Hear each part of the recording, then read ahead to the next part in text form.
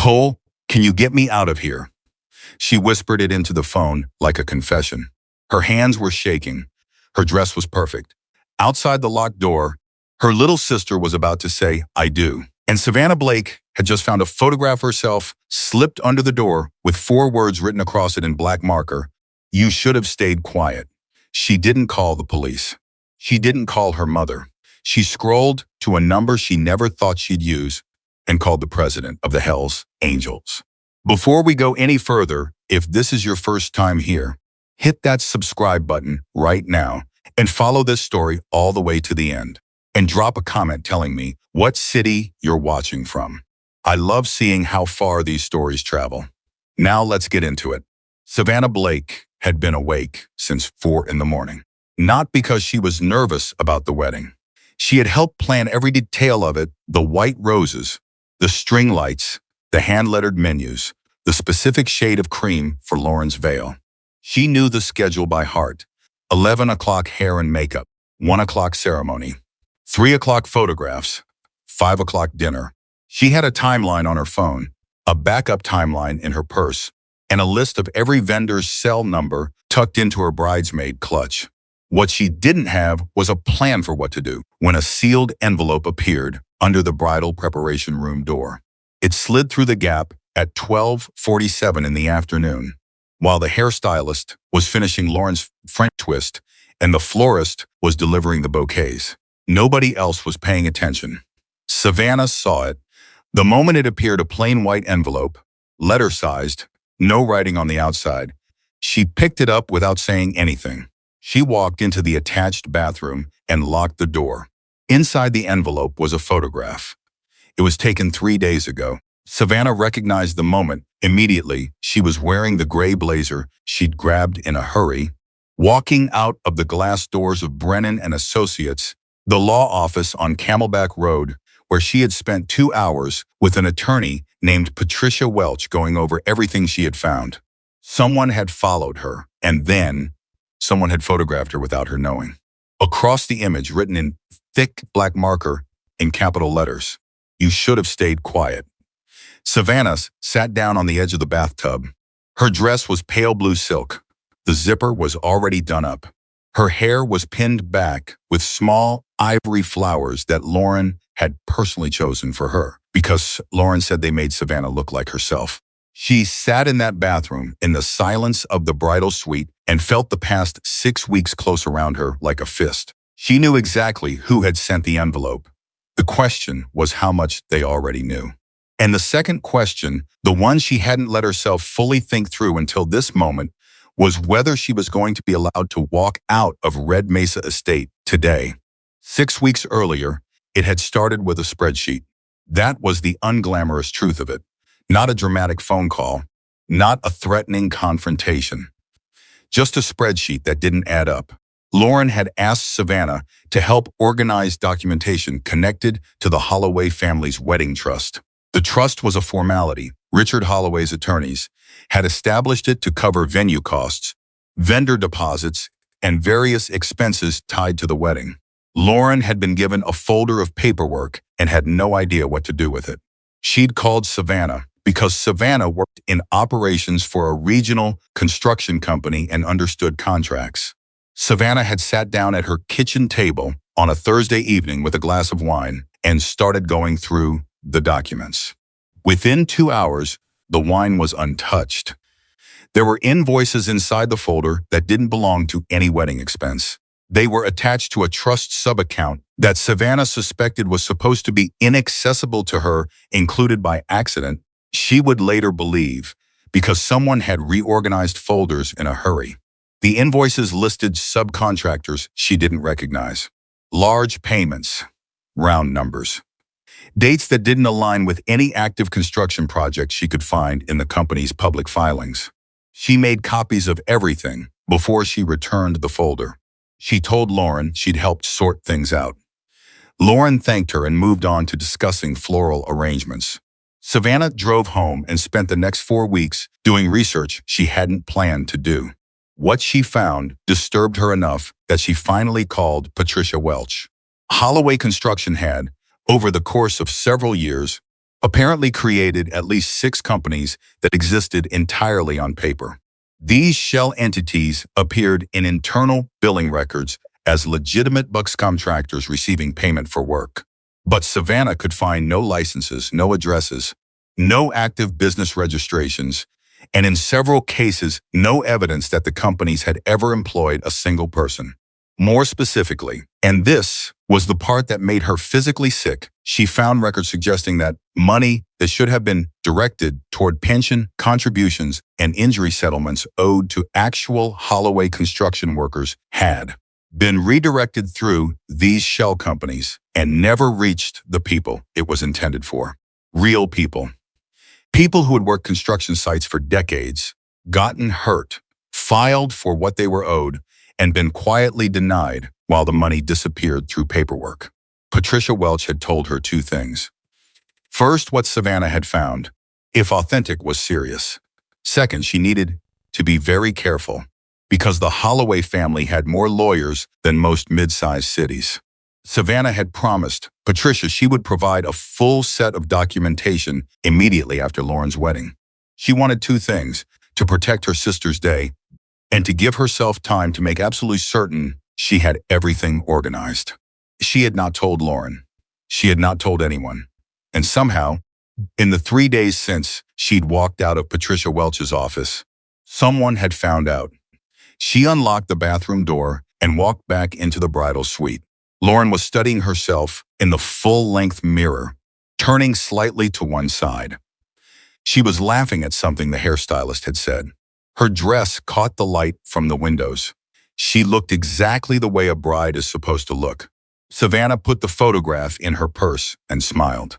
"You look perfect," she said. Lauren turned around. "Does the veil need adjusting?" "No, it's exactly right." "You're shaking." "I'm cold."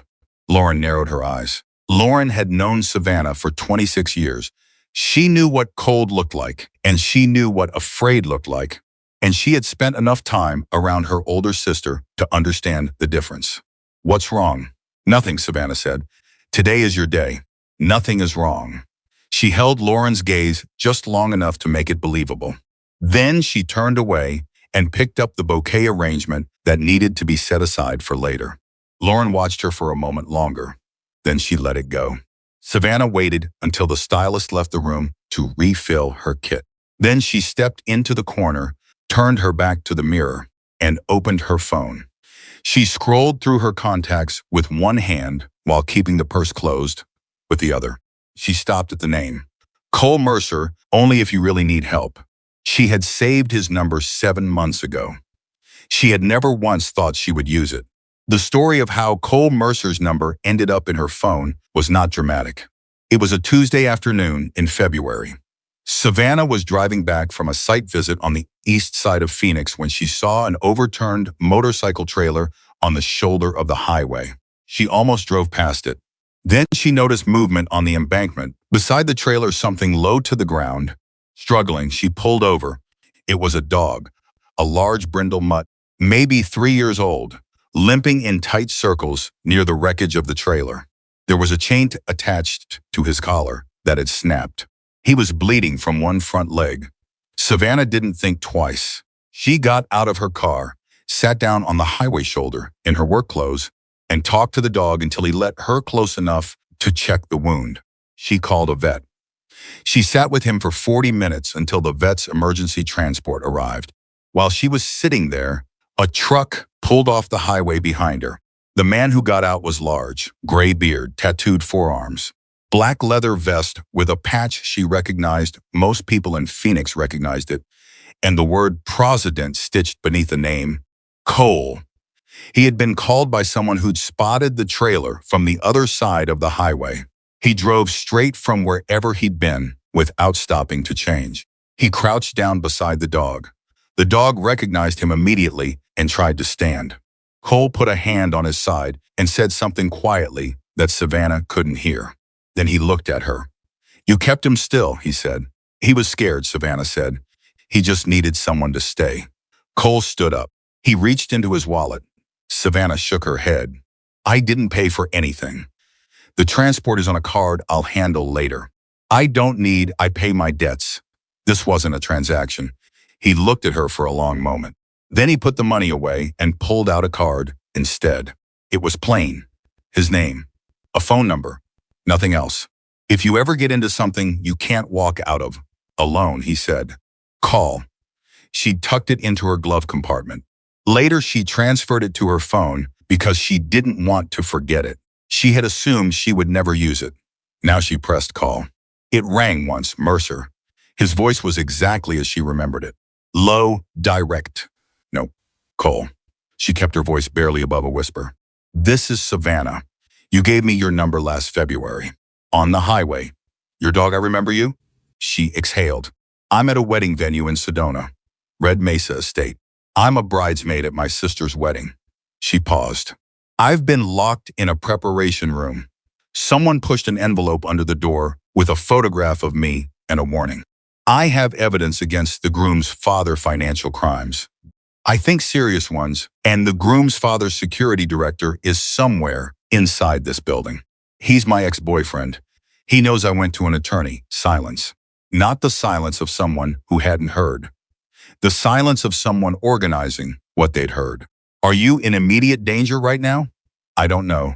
Then assume you are. Savannah closed her eyes. I can't ruin Lauren's wedding. She doesn't know any of this. She's about to walk down the aisle. You can't protect her if something happens to you in that building. She pressed her lips together. What do they want? Cole asked. The evidence. They want to know how much I've given to the attorney and whether there are copies they haven't found. Is there something they can take from you to fix their problem? No. I already gave Patricia, my attorney, the full set of documents. I have copies in a separate location. There's nothing in this building that they need. Do they know that? She thought about the photograph, the writing across it. Not yet, she said. Then that's your leverage. A pause. Don't confront anyone. Don't explain anything.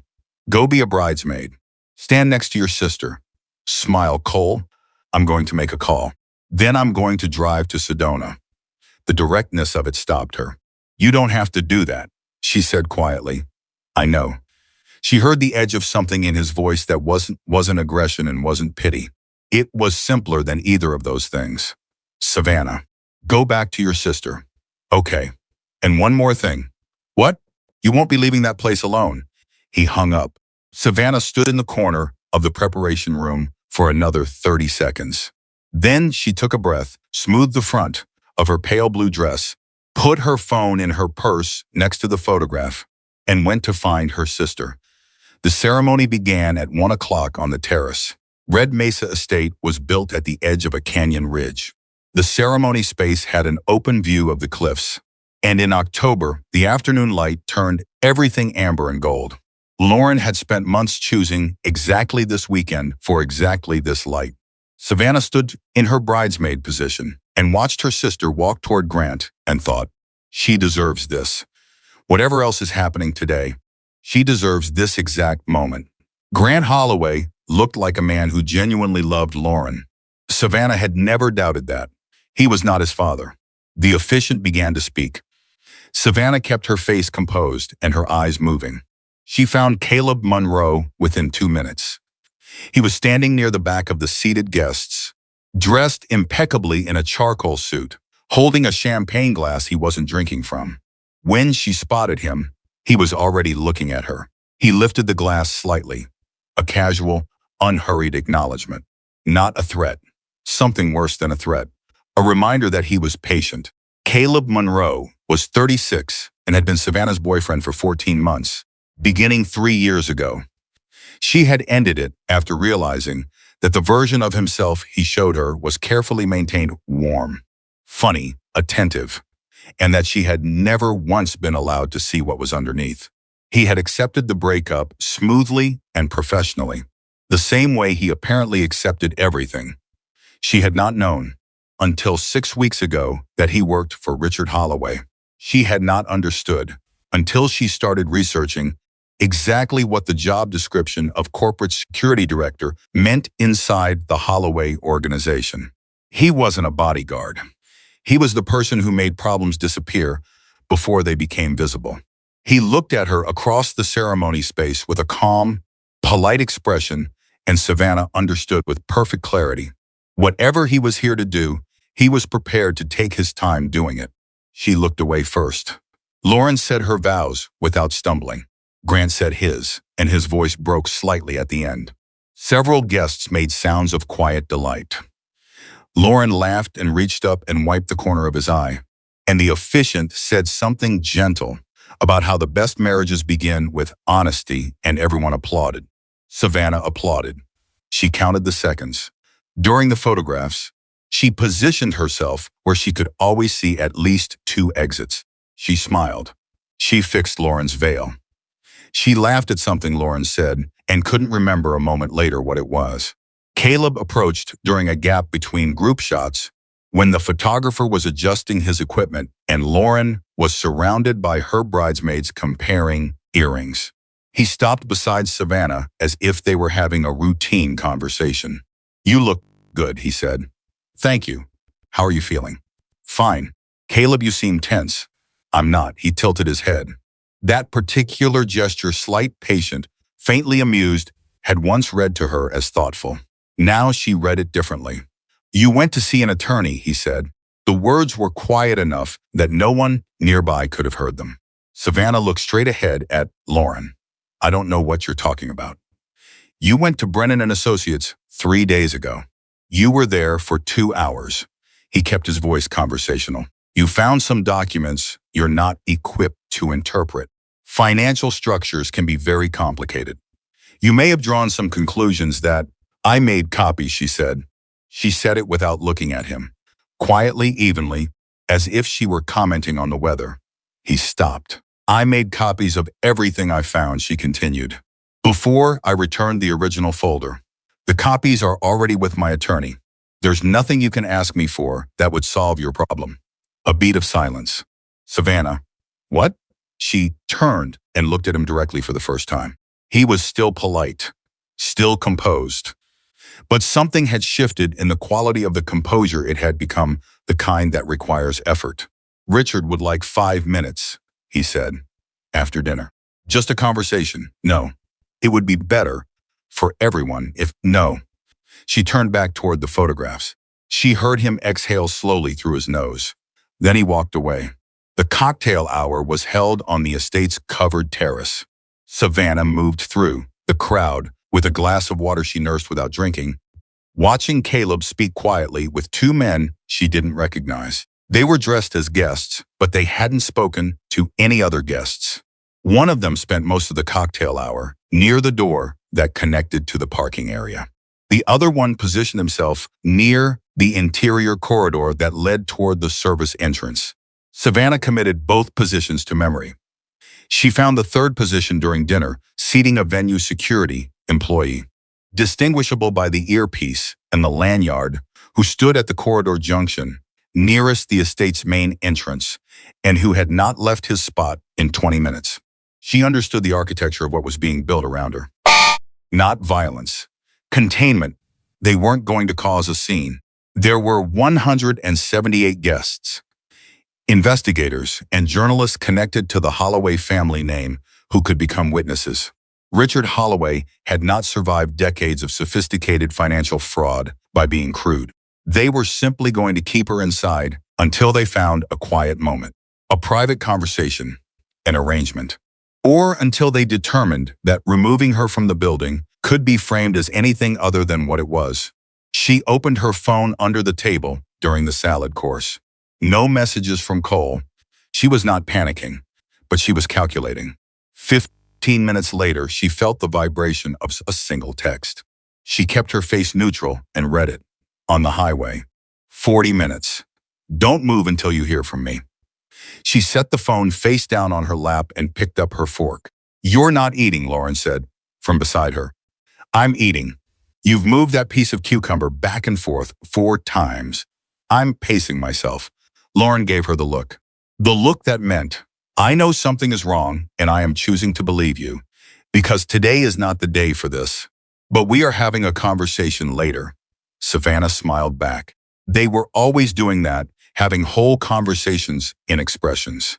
26 years of being in each other's orbit had made them fluent in each other in ways that didn't require words. Savannah thought, I kept this from you because I love you. She thought, I hope you understand that. She thought, I hope we're both still standing at the end of this evening for you to be angry at me. The sound arrived during the main course. It was low at first, distant enough that most guests didn't register it. Savannah heard it before anyone else because she was already listening. A deep rhythmic rumble from somewhere beyond the estate driveway. Not a single engine. She counted. 8 seconds. 10. The sound growing, spreading, multiplying into something that had shape and weight. Then one of the guests near the window said, "What on earth is that?" Several people turned. Through the tall windows of the reception hall, the parking area was becoming illuminated by headlights. Not the soft white of arriving family cars. The round, steady beams of motorcycles. Not 2, not 5, more than they came in a formation that was structured and unhurried the way a convoy moves when it has all the time in the world and knows exactly where it's going. They filled the estate driveway and spread into the parking area with the same deliberate pace. Engines running, then engines cutting, one section at a time, until the silence that replaced them was the kind of silence that makes people sit up straight. Then the reception hall doors opened. One man walked in. He was not dressed for a wedding. He was not dressed for any occasion in that room. Cole Mercer was wearing his vest, the worn black leather, the patches, the colors, jeans, boots. He walked with the unhurried ease of a man who had never once worried about whether he was in the right room. He was gray-bearded and large and completely out of place and entirely comfortable. The room changed the moment he entered it. Savannah watched Caleb Monroe's expression shift, the first genuine surprise she had seen on his face all evening. Richard Holloway, seated at the head family table, turned. His face went the particular shade of controlled fury that Savannah recognized. The expression of a man who cannot afford to lose his composure publicly and is very close to losing it. He summoned the venue manager immediately, but Savannah was already standing. She crossed the room and reached Cole before anyone else could reach him. He looked at her with the same directness she remembered from the highway shoulder in February. "You all right?" he said. "Yes, you sure?" "I'm sure good." He glanced past her at the room. "Quite a party." "Cole, the rest of the men are outside," he said. "Nobody's coming in unless you want them to." Savannah exhaled something she had been holding for hours. "He's with me," she said, loud enough for the venue manager, who had just arrived, to hear clearly. The venue manager looked at Cole, looked at Savannah, looked back at Cole. Behind the manager, Richard Holloway was already speaking to Caleb. And Caleb, for the first time all evening, was listening with an expression that was not composed. Lauren Blake, seated at the head table, was watching her older sister with an expression that said, "I knew something was wrong. I knew it. And I am going to need you to explain every single thing to me before this night is over." Grant Holloway was watching his father and beginning, very quietly, to do his own math. Cole stayed near Savannah without crowding her. That was the thing she noticed immediately and held on to. He didn't insert himself into the situation. He didn't take over. He stood at a slight remove and let her navigate. And when anyone moved toward her with intent, he was simply there, not blocking, not threatening, just present in a way that altered the math of every possible confrontation. Richard approached after approximately 3 minutes. He brought the venue manager with him and another man who Savannah recognized from the reception program as one of the Holloway family attorneys. "Miss Blake," Richard said. He had the warmth of a man who had spent decades learning how to deliver control in the register of generosity. "I apologize for any confusion. There seems to have been a misunderstanding." "There hasn't been," Savannah said. Richard looked at Cole. "I don't believe we've been introduced," he said. "No," Cole agreed. He didn't extend his hand. "This is a private event," Richard said. "I'm sure you understand." "He's my guest," Savannah said. Richard's eyes moved back to her. She saw the assessment happening in real time, recalculating her value, her threat level, the new variables her choices had introduced into his management of the evening. "Of course," he said, with a warmth that had gone fractionally colder. "Then welcome." He moved away. Caleb watched from the far end of the room. He had not moved toward her again. He was reassessing. Cole leaned slightly towards Savannah. "The man in the charcoal suit," he said quietly. "Caleb Monroe. He's the one who sent the photograph. He's your ex." "Yes." "He know how much your attorney has?" "No." "He thinks there might be more in my possession." "Then that's what we use." Cole paused. "What do you want to happen tonight?" It was such a simple question. She'd expected him to give her a plan, a course of action.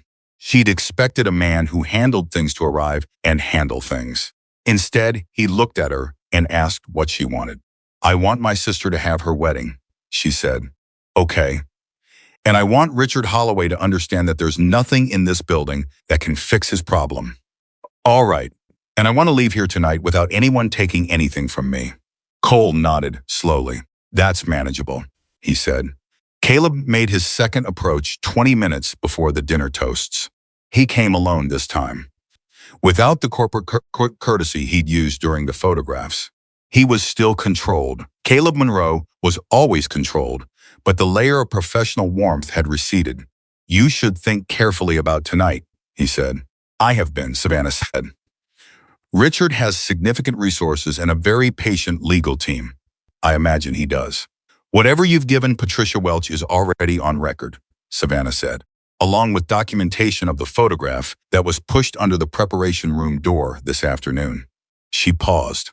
"Did you take that yourself, or did you have someone follow me?" "A beat." "I'm trying to help you understand the situation," Caleb said. "I understand it fine, Savannah." He lowered his voice. "You're one person. You found some documents you've interpreted incorrectly. The cost of pursuing this, Caleb." She kept her voice level. "I know what I found.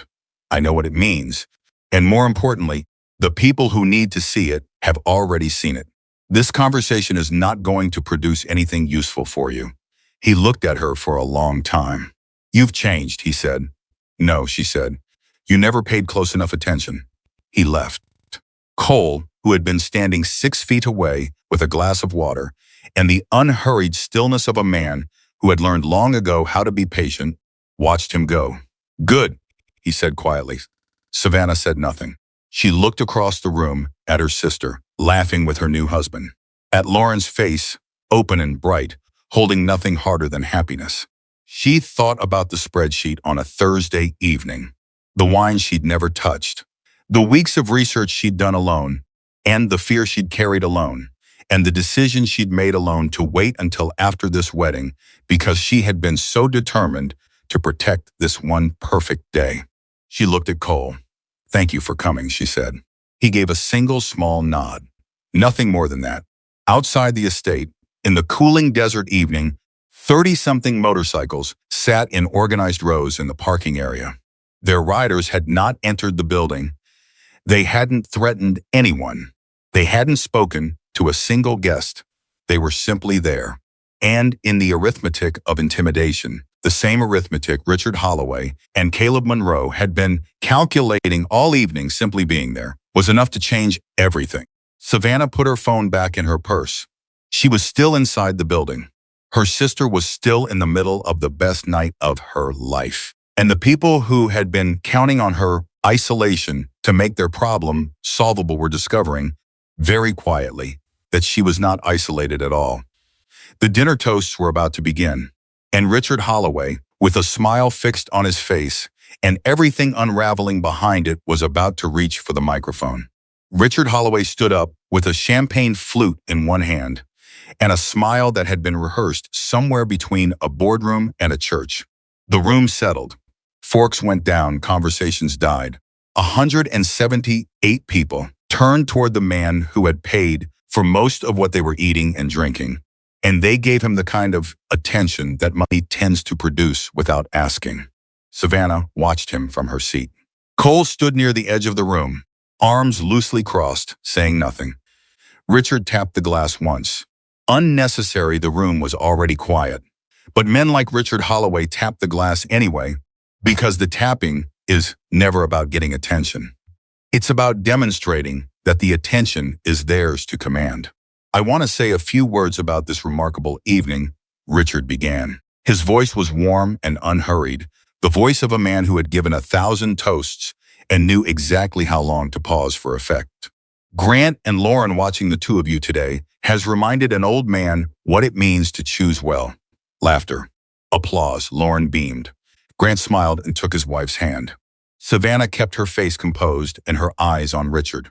But before I get too sentimental, Richard continued, his tone shifting just slightly, just enough that someone who wasn't listening carefully would miss it. I want to acknowledge something. Because this family is built on honesty. He paused. Let the word land. We've had some tension today, some confusion. And I want to be the first to say publicly, because that's the kind of man I try to be, that sometimes the people we love most go through difficult periods, emotional periods, and it's our job to show patience. He looked across the room, directly at Savannah. My soon-to-be daughter-in-law's sister has been under tremendous strain lately, and I want her to know, all of us want her to know that this family holds no judgment. Whatever has been said or imagined tonight, we are all still family. Scattered, uncomfortable applause. Several guests glanced at Savannah. She felt the temperature in her chest drop several degrees. She understood what had just happened with the precision of someone watching a mechanism engage. Richard had not accused her of anything. He had not threatened her. He had done something far more surgical. He had preloaded the room. He had planted a seed, emotional strain, confusion, imagination, so that anything she said after this moment would be filtered through a frame he had already constructed. If she stood up and said, Richard Holloway has been defrauding his own employees, the room would remember his warning. If she produced documents, people would wonder whether she'd interpreted them correctly. If she cried or raised her voice, it would confirm the portrait he just painted. He had done it in 45 seconds with a champagne flute and a sympathetic smile, and the worst part was that half the room was nodding along with genuine warmth, believing they had just witnessed a generous man offering grace to a troubled young woman. Savannah set down her fork. Cole caught her eye from across the room. He wasn't moving. He wasn't reacting. He was watching her the way you watch someone who is about to make a decision, giving them space to make it. She breathed in slowly, breathed out. Lauren had gone very still beside Grant. She was looking at Savannah with an expression that was no longer the open happiness of an hour ago. Something had sharpened in it, something that knew. Richard was still speaking, pivoting now into warmer territory. Anecdotes about Grant's childhood, the Holloway legacy, wrapping the moment in sentiment so that when he sat down, people would remember the love and forget the surgery. Savannah put her hand flat on the table. She was going to stand up. Not yet, but soon. And when she did, she was not going to give Richard Holloway the dramatic confrontation he was prepared to manage. She was going to do something he hadn't prepared for. She was going to be perfectly calm. Caleb had moved. She caught the shift in her peripheral vision. He had repositioned himself from the far wall to a spot much closer to the head table, approximately 12 feet from where Savannah was sitting. He was holding a glass and looking at the room in general, but his body was angled toward her. The venue security man near the corridor had also shifted. He was no longer at the junction. He was 3 steps closer to the main door. The man near the parking entrance, one of the two she'd cataloged during cocktail hour, had come inside. Savannah looked at her water glass. Then she looked at her phone, face up on her lap. No new messages from Cole. She hadn't expected any. He could see her from where he stood. She looked up and found him.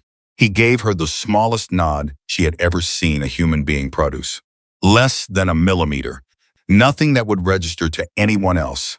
It registered to her. It said, I see what just happened. I see where they've moved. I see you. And then, in the way that a person sometimes communicates without any movement at all, it said, your call. Richard finished his toast with a raised glass and a broad smile, and the room applauded with genuine warmth. He sat down. The caterer signaled to the servers, and the dinner service resumed, and the noise level climbed back toward normal, and everyone seemed to collectively decide to let the slightly awkward moment dissolve into the pleasantness of the evening. Savannah reached for the microphone stand. The caterer, standing 3 feet away, looked at her with mild surprise. "Excuse me," she said quietly. "I'd like to say something." The room didn't silence immediately this time. She had to wait while the conversations thinned, and people noticed and nudged each other and turned, and then the silence came in sections, like lights turning off in a building from one end to the other. When it was complete, Lauren was looking at her with an expression that was no longer anything except alert. Grant had gone still. Richard's smile had not moved. It was architectural now, load-bearing. Caleb was watching her with the particular attention of someone who was calculating response times. Savannah held the microphone and looked at the room. "Richard is right about one thing," she said. "There is something I need to say." She did not raise her voice. She did not let it shake. She spoke the way she had learned to speak in operations meetings with contractors who were trying to renegotiate terms, steady, measured, carrying more authority in its quietness than volume would have given it. "I'm not going to turn my sister's wedding into something it shouldn't be," she continued. "So I'm going to say this once, briefly, and then I'm going to sit down and enjoy the rest of the evening with my family." She paused. 3 days ago, I met with an attorney. I provided her with documentation concerning certain financial activities connected to Holloway construction. Copies of that documentation have also been submitted to an independent investigator.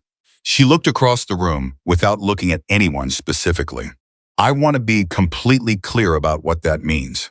There is nothing in this building, not my phone, not my purse, not anything I'm carrying, that represents the only copy of anything. The evidence is not here. Taking something from me tonight would not solve a problem. It would only create new ones." Absolute silence. She set the microphone down. Then she picked up her fork and turned back to her plate. The room held its breath for approximately 4 full seconds. Then it broke not into uproar, but into the particular electric murmur of people who have just witnessed something they don't entirely understand but know is significant. Heads turned. People leaned toward each other. Glasses were set down. At the head table, Richard's smile had done something it had probably not done in a very long time. It had stopped working. Caleb moved first. He was good at it, smooth and purposeful, angled through the gaps between tables without making it look like what it was. He was 4 tables away from Savannah and closing the distance with the kind of professional efficiency that didn't look like urgency. He was 6 feet away when Cole stepped into the aisle. He didn't step in front of Caleb. He didn't touch him. He simply stopped in a position that required Caleb to either walk around him or stop. And the geometry of it was such that walking around him would have required going very close to the table beside them. And stopping was the only option that didn't make a scene. Caleb stopped. He looked at Cole with an expression that was doing a great deal of work to stay composed. Cole looked back at him with an expression that wasn't doing any work at all. "Excuse me," Caleb said. "Sure," Cole said. He didn't move. 2 beats. "I need to get past," Caleb said. "You can wait," Cole said. "She's eating." The thing about Cole Mercer, Savannah would think later, was that he never once raised his voice. He never threatened. He never touched anyone. He used the same matter-of-fact tone for everything, the same tone he'd used to tell you the highway was closed and you'd need to take a different route. Calm in the way that immovable things are calm. Not aggressive, just entirely certain. Caleb stood there for 3 seconds that felt much longer. Then he made the calculations that Savannah had already made on his behalf. A scene here, now, in front of 178 witnesses with cameras on their phones, would be the worst possible outcome for Richard Holloway. Caleb Monroe did not create worst possible outcomes for his employer. He turned and walked back the way he had come. Cole returned to his position near the edge of the room. Savannah kept eating. Her hands were completely steady now, which surprised her. Grant Holloway had not moved since she'd set down the microphone. He was looking at his father. Lauren noticed. She leaned toward her new husband and said something that Savannah couldn't hear from where she sat. But Grant's expression didn't change. He was doing the kind of thinking that happens behind the eyes, the deep, quiet, rearranging kind that people do when information is sorting itself into a new shape. Richard leaned across the table toward his son and said something. Grant didn't answer. Richard said something else. Grant picked up his water glass, took a drink, and set it back down without looking at his father. That was the moment Savannah understood that Grant Holloway was not going to be a problem. He was also not going to be Richard's solution. She hadn't known which way he would go. She had hoped, because Lauren loved him. And because love sometimes reveals something true about the person being loved. But she hadn't known, now she did. Across the table, Lauren was watching her, not with the happiness of an hour ago, not with the worry of the photographs. With something older and quieter, the expression she'd had at 12 when their father left, and Savannah had sat up with her until 3 in the morning, and neither of them had said much, but both of them had stayed. Savannah held her gaze. I know, Lauren's face said. I don't know everything, but I know something has been happening, and I know you've been carrying it, and I need you to know that I see you. Savannah looked down at her plate. She was not going to cry. Not here. Not yet. Richard excused himself from the table at 7:43. Savannah tracked him across the room. He moved with the unhurried confidence of a man going to the bar, greeting guests along the way, stopping to shake a hand, to touch someone's shoulder. It was a masterclass in seeming unbothered, but she watched his trajectory, and it didn't end at the bar. He turned down the corridor that led toward the private meeting rooms. Caleb followed 2 minutes later. The two men near the exits remained in their positions.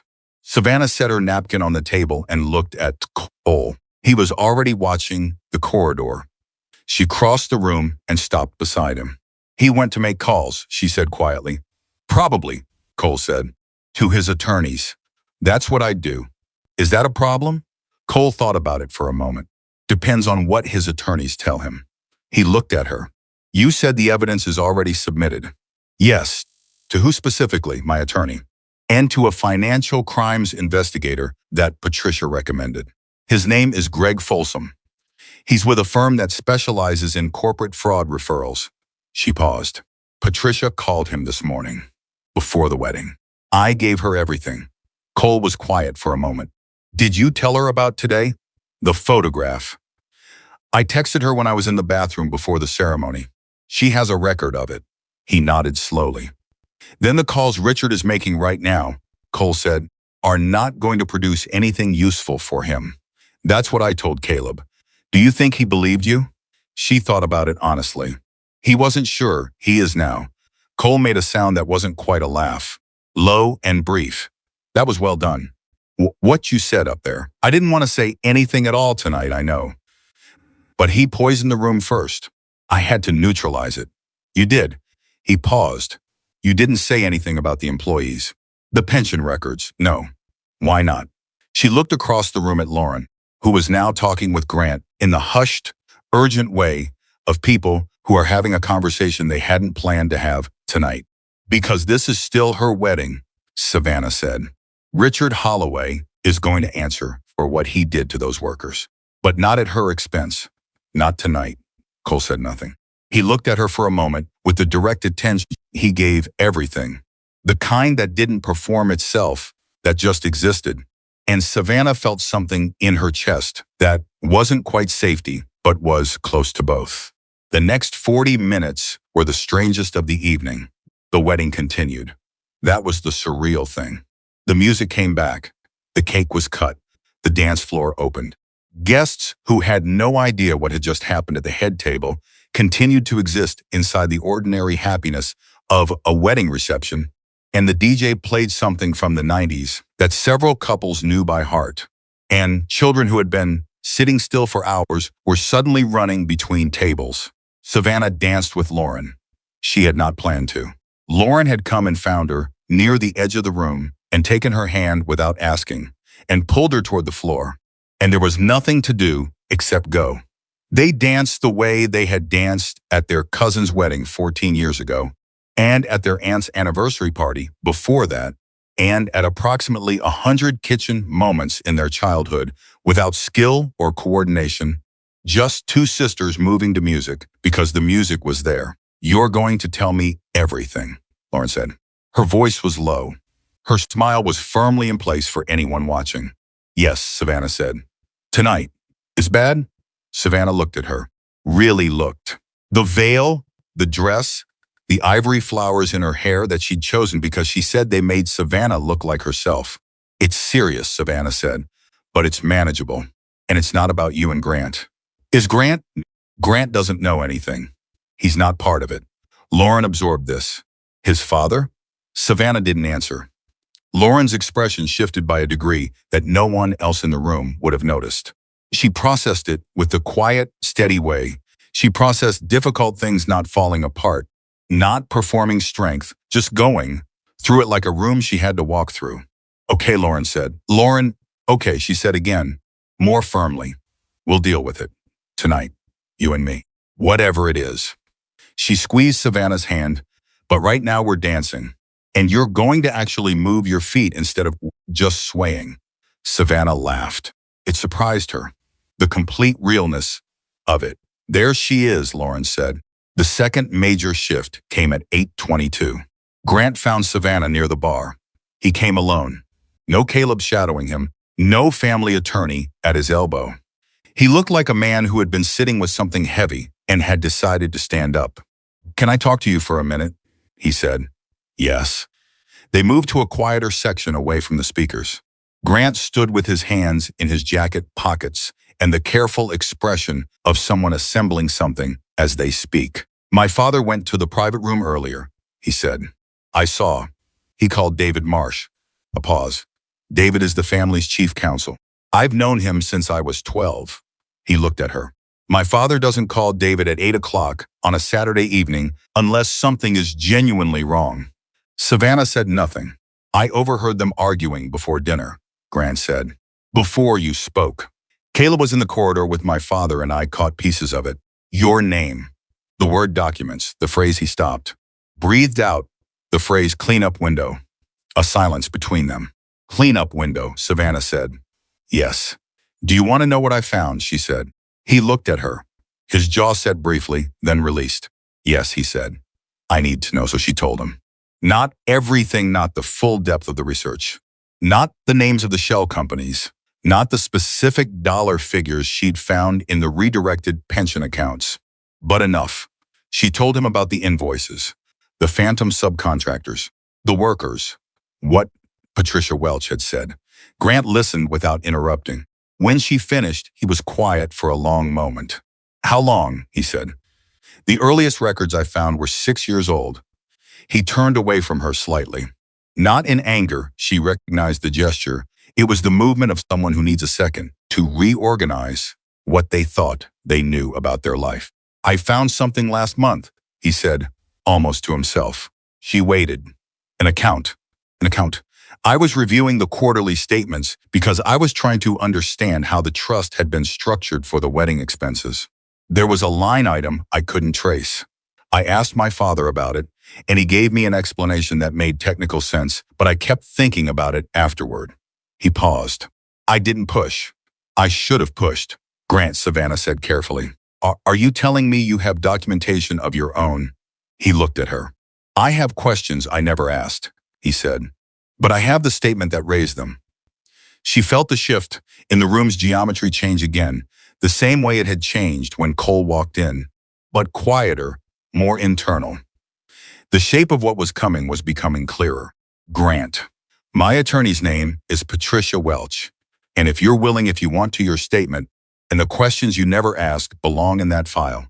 He was very still. That would be against my father, he said. Yes.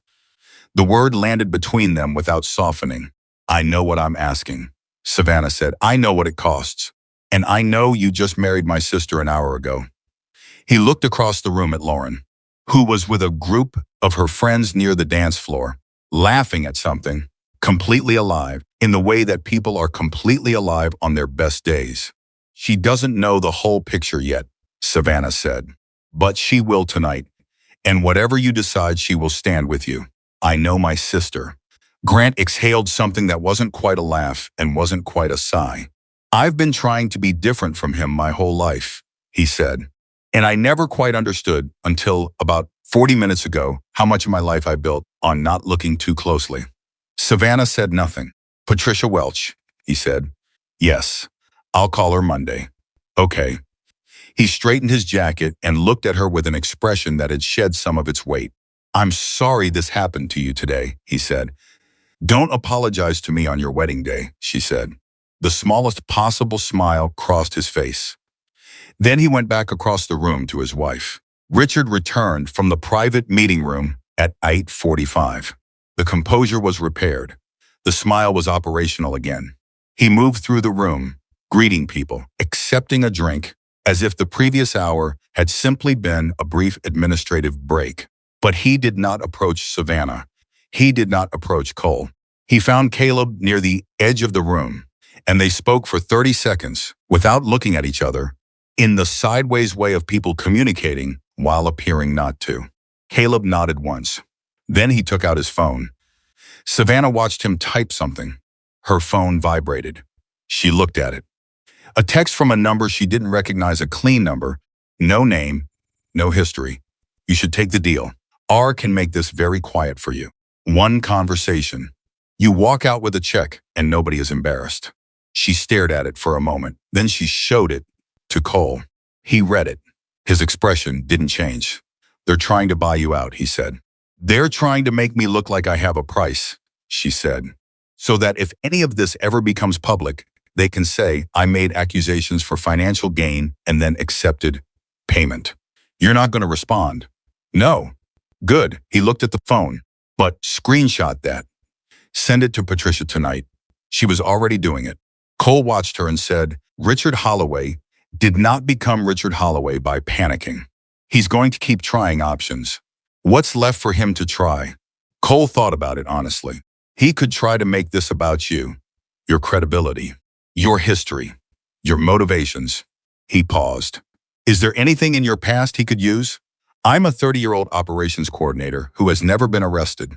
I returned his dog's vet bill to a biker I'd never met before. My worst habit is working too many hours. She looked at him. There's nothing. Good. Is there anything else he can do tonight? Cole was quiet for a moment. He can hope the investigators don't act fast. On a financial case this complex, Savannah said, they won't. Not tonight. No, Cole agreed. Not tonight. They stood with that reality for a moment. Then tonight, Savannah said slowly, is already over for him. He just doesn't want to admit it. People like Richard Holloway, Cole said, are very slow to admit things that are already true. He said it without heat, as a plain observation. Savannah looked at Caleb Monroe across the room. He was still on his phone. His expression was careful and focused and completely professional, the way he always was, the way he had always been, even when they were together, and she had mistaken that carefulness for depth. She thought about the 14 months she'd spent with him, and the relief she'd felt when she left, and how she'd never quite been able to explain to anyone why she'd left, because from the outside there had been nothing wrong. He had always been pleasant, always been polished. She understood now what she had sensed without being able to name. He had never once actually seen her. She had been an element in his environment, something to be managed pleasantly. And when she became a problem, he had managed that pleasantly too. She looked away from him. The DJ shifted to something slower. Several couples moved toward the dance floor. The evening had acquired its late-night quality, the loosened ties, the shoes abandoned under tables, the children asleep across laps. Savannah's phone lit up with a call. Patricia Welch. She stepped outside into the corridor to answer it. Cole moved to the corridor entrance and stood with his back to her, giving her privacy without leaving her unobserved. Patricia. Savannah, I got your screenshots. Patricia's voice was focused and professional and warm underneath both of those things. The offer text is actually helpful. We'll document it. Are you all right? Yes. Is anyone threatening you physically? No. It's been contained, there are. She glanced at Cole's back. There are people here, I'm not alone. Good. A pause. I need to tell you something. I spoke with Greg Folsom an hour ago. He's been reviewing the documents we submitted this week. Another pause. Savannah. He thinks what you found is significantly larger than we initially assessed. She stood very still in the corridor. How much larger? He won't give me a number until he's done a full review. But he used the phrase systemic, as in this isn't a few diverted payments. This is a structure, built over years, with multiple points of access and multiple layers of concealment. Patricia let that settle. You found the edge of it. What's underneath is bigger. Savannah leaned against the wall. She thought about the workers, the real ones. The names she had found attached to settlement claims that had been filed and apparently ignored. People who had shown up to work and gotten hurt and trusted that the system they'd contributed to would be there when they needed it. Patricia, she said, how long before this moves forward officially? Greg has colleagues in the State Financial Crimes Division. He made contact this afternoon. A pause. Savannah. Are you at the venue right now? Yes. Is Richard Holloway at the venue? She felt something shift in the quality of the silence. Yes, she said. We're at his son's wedding. A long pause from Patricia's end. Then I need you to stay where you are, Patricia said carefully. Don't leave the building. Don't confront him. And don't let him know this call happened. Patricia. What's coming? A breath. Greg made some calls tonight, Patricia said. He works fast when the case is clear. I need you just stay put and stay calm. The call ended. Savannah stood in the corridor for a moment, phone at her side. Then she walked back into the reception hall and found Cole. He looked at her face. What? He said. She kept her voice low. Patricia says the case is bigger than either of us understood. And Greg Folsom, the investigator, has been making calls tonight. She met Cole's eyes. I think something is coming. Cole was quiet for exactly 3 seconds. How soon? I don't know. He turned and looked at the room. At Richard Holloway near the far table. At Caleb with his phone. At the guests who had no idea that the event they were attending had already become something different from the wedding they'd arrived for. Then we wait, Cole said. You're comfortable with that? He looked at her with the same expression he'd had on a February highway shoulder, crouching beside a frightened dog. The expression of a man who had learned long ago that the only thing you can do with something frightened is stay near it. I've been comfortable since Sedona, he said. Outside in the desert night, beyond the parking lot, beyond the motorcycles, beyond the long stretch of highway that ran out into the dark, something was already moving. And Richard Holloway, standing 20 feet away with a champagne glass and a repaired smile, had no idea it was coming. The call from Patricia ended at 9:04. Savannah stood in the corridor for 12 seconds, counting her own heartbeat, then walked back into the reception hall with her chin level and her expression giving nothing away. She had spent the last 6 weeks training herself to carry information without showing it. She was very good at it now. Cole read her face anyway. She stopped beside him and said quietly, without looking at him, something is already in motion. Patricia wouldn't tell me exactly what or when. She said, stay put.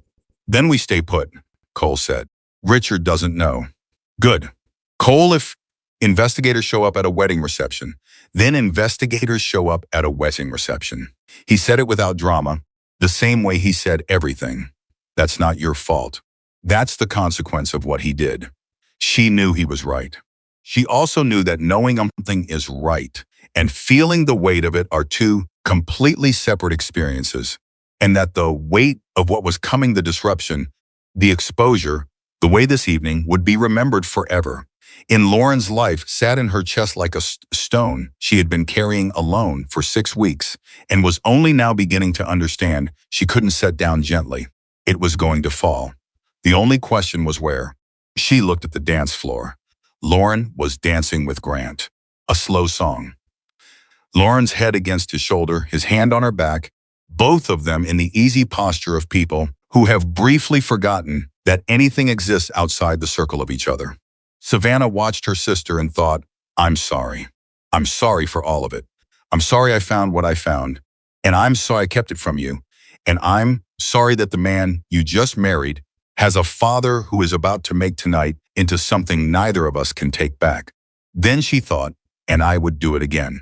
Every single part of it. Richard Holloway made his third mistake of the evening at 9:17. The first had been sending the photograph. The second had been the toast. The third was walking back across the reception hall and stopping directly in front of Savannah with Caleb Monroe at his shoulder, and the thin, resolved expression of a man who has decided that negotiation has failed and something more direct is required.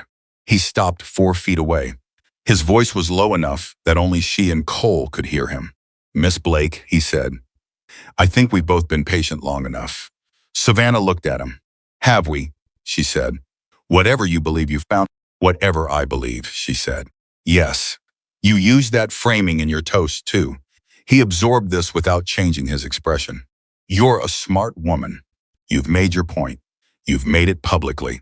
And now I'd like to offer you something that's actually in your interest." He paused. "Walk away.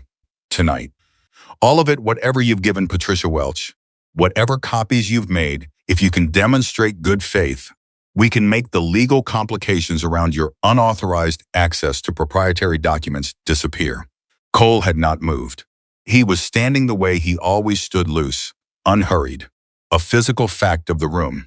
Caleb was watching Savannah with the expression of someone who genuinely believed she was going to accept. She had worked with enough contractors in her career to recognize a bad offer instantly. The tell was always in what was framed as generosity.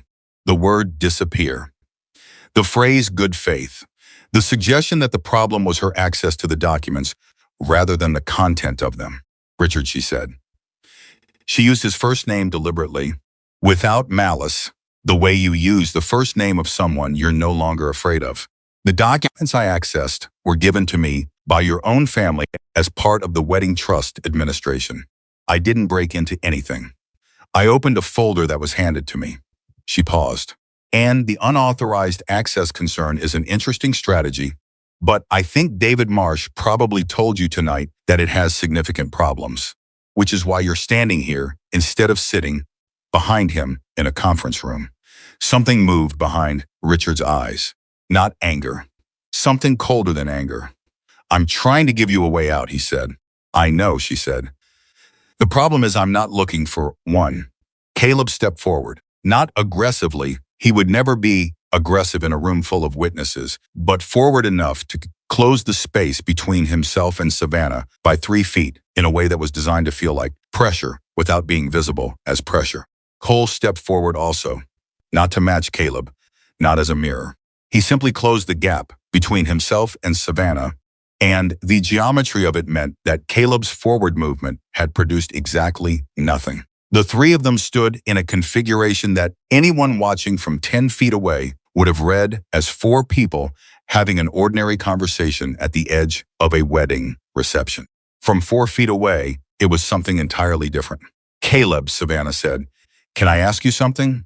He looked at her. "When you followed me to Patricia's office," she said. "Who authorized that?" A beat. "When you pushed the photograph under the door," she continued. "Whose idea was that?" "Savannah. Because I've been thinking about the difference between what Richard asked you to do and what you decided to do." She looked at him steadily. "A photograph with a written threat is not corporate strategy. That's personal. That's you." She paused. His composure shifted. Just slightly. Just enough. Caleb Monroe had been professionally composed for so long that the slight crack in it was more visible than a shout would have been on a different face. Something moved through his eyes that was neither calculation nor management, something older than either of those things. He looked at her as if he was going to say something. Then he didn't, Richard said. "We're done here," and turned away. Caleb followed. Cole exhaled quietly through his nose. "You okay?" he said. "Yes," she meant it. "He never actually cared about me," she said. "Not to Cole specifically, not to anyone specifically. He just doesn't like losing things." "No," Cole said. "Men like that never do." 9:34. The DJ had shifted to a long block of slow songs, and the dance floor had cleared of everyone except the couples. Savannah stood near the bar with a glass of water and watched the room with the specific watchfulness she had developed over the past 6 weeks, cataloging, tracking, noting positions. Richard was at a corner table with 2 men she'd identified earlier as Holloway Construction's executive VP and their insurance liaison.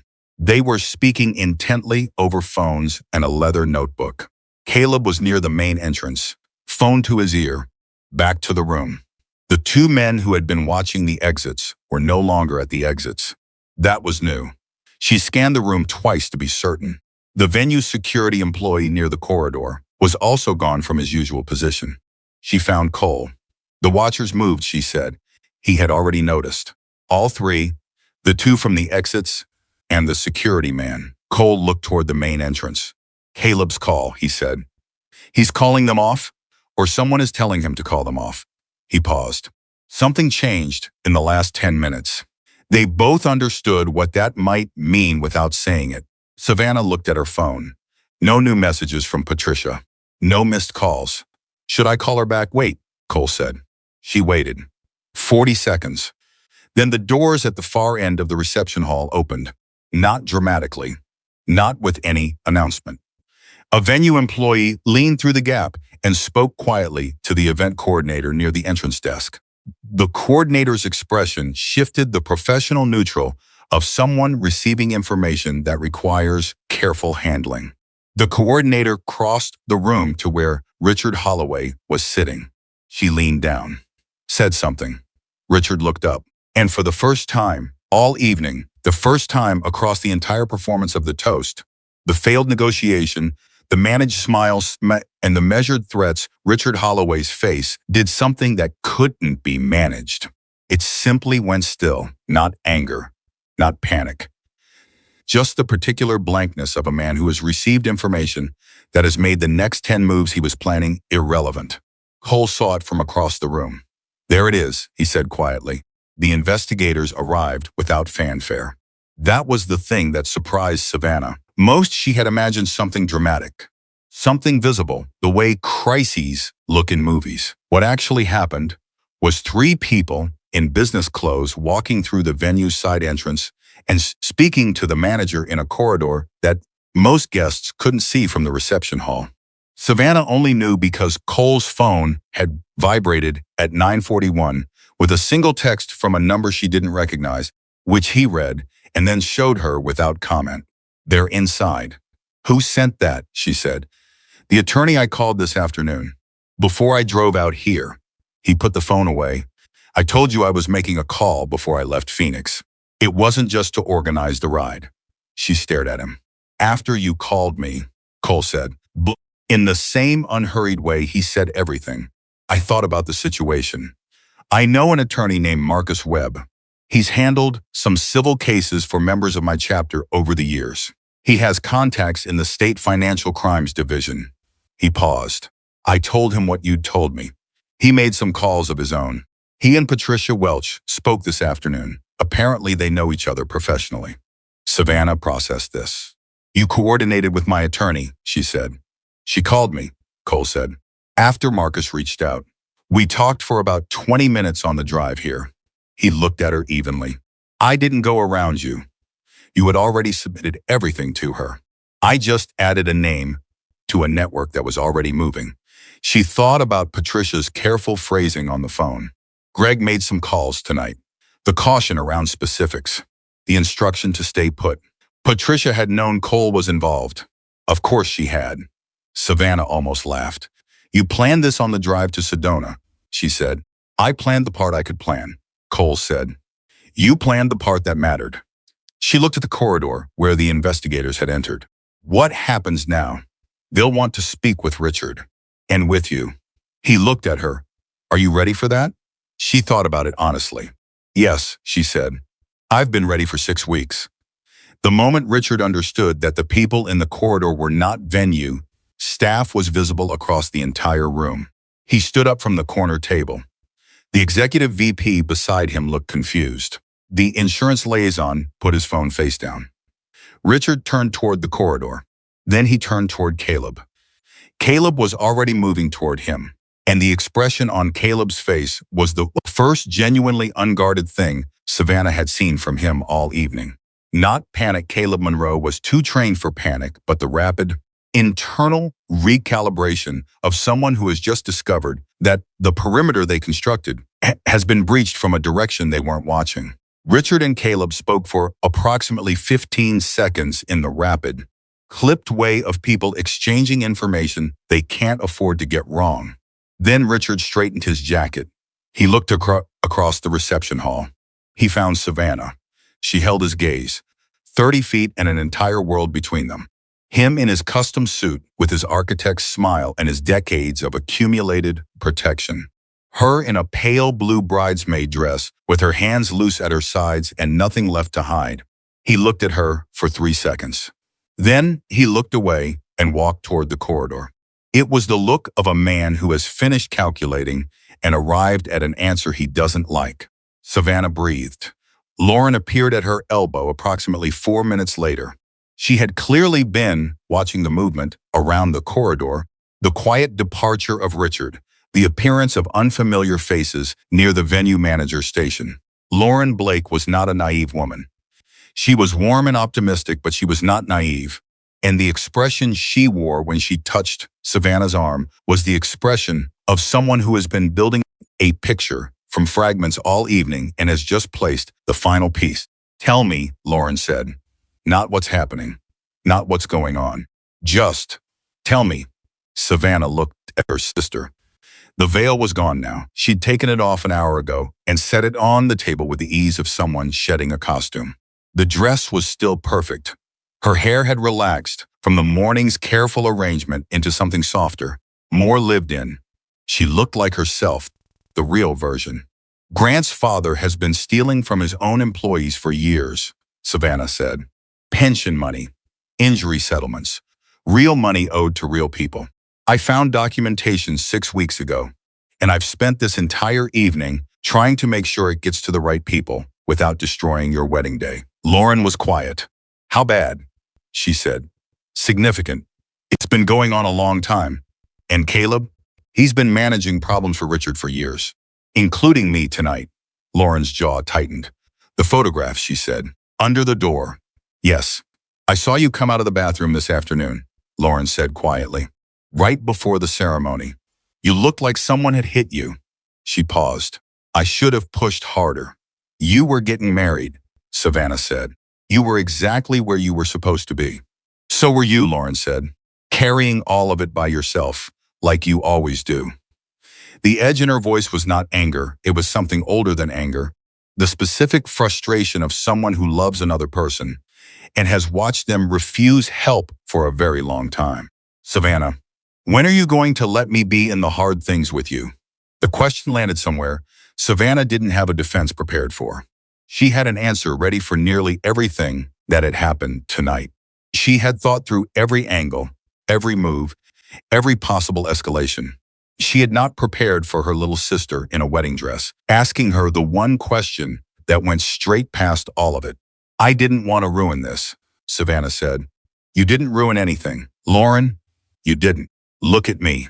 Lauren took both of her hands, the way she'd done on the dance floor, the way she'd done since they were children, and the world required more steadiness than either of them could manufacture alone. "Look at me. I got married today. I married a good man who I love. That happened. Nothing changes that." Her grip tightened.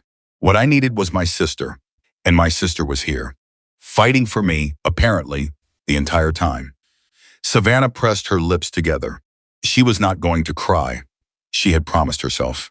"Grant knows," Savannah said. "I know he knows. He told me." Lauren's expression shifted. "He's going to call your attorney on Monday. He told me that. He also told me to tell you that he's sorry it took this long to actually look." She paused. "He meant looking at his father. I think he also meant looking at you." Savannah exhaled. "How is he?" she said. Lauren considered it honestly. "He's the kind of okay that comes right before the hard part. He knows the hard part is coming, but he's not running from it." She looked at her husband, who was standing across the room with 2 of his friends, outwardly composed, clearly somewhere else internally. "That matters. I think that matters more than anything it does," Savannah said. Grant Holloway's own moment came 15 minutes later, and Savannah witnessed it from the other side of the room.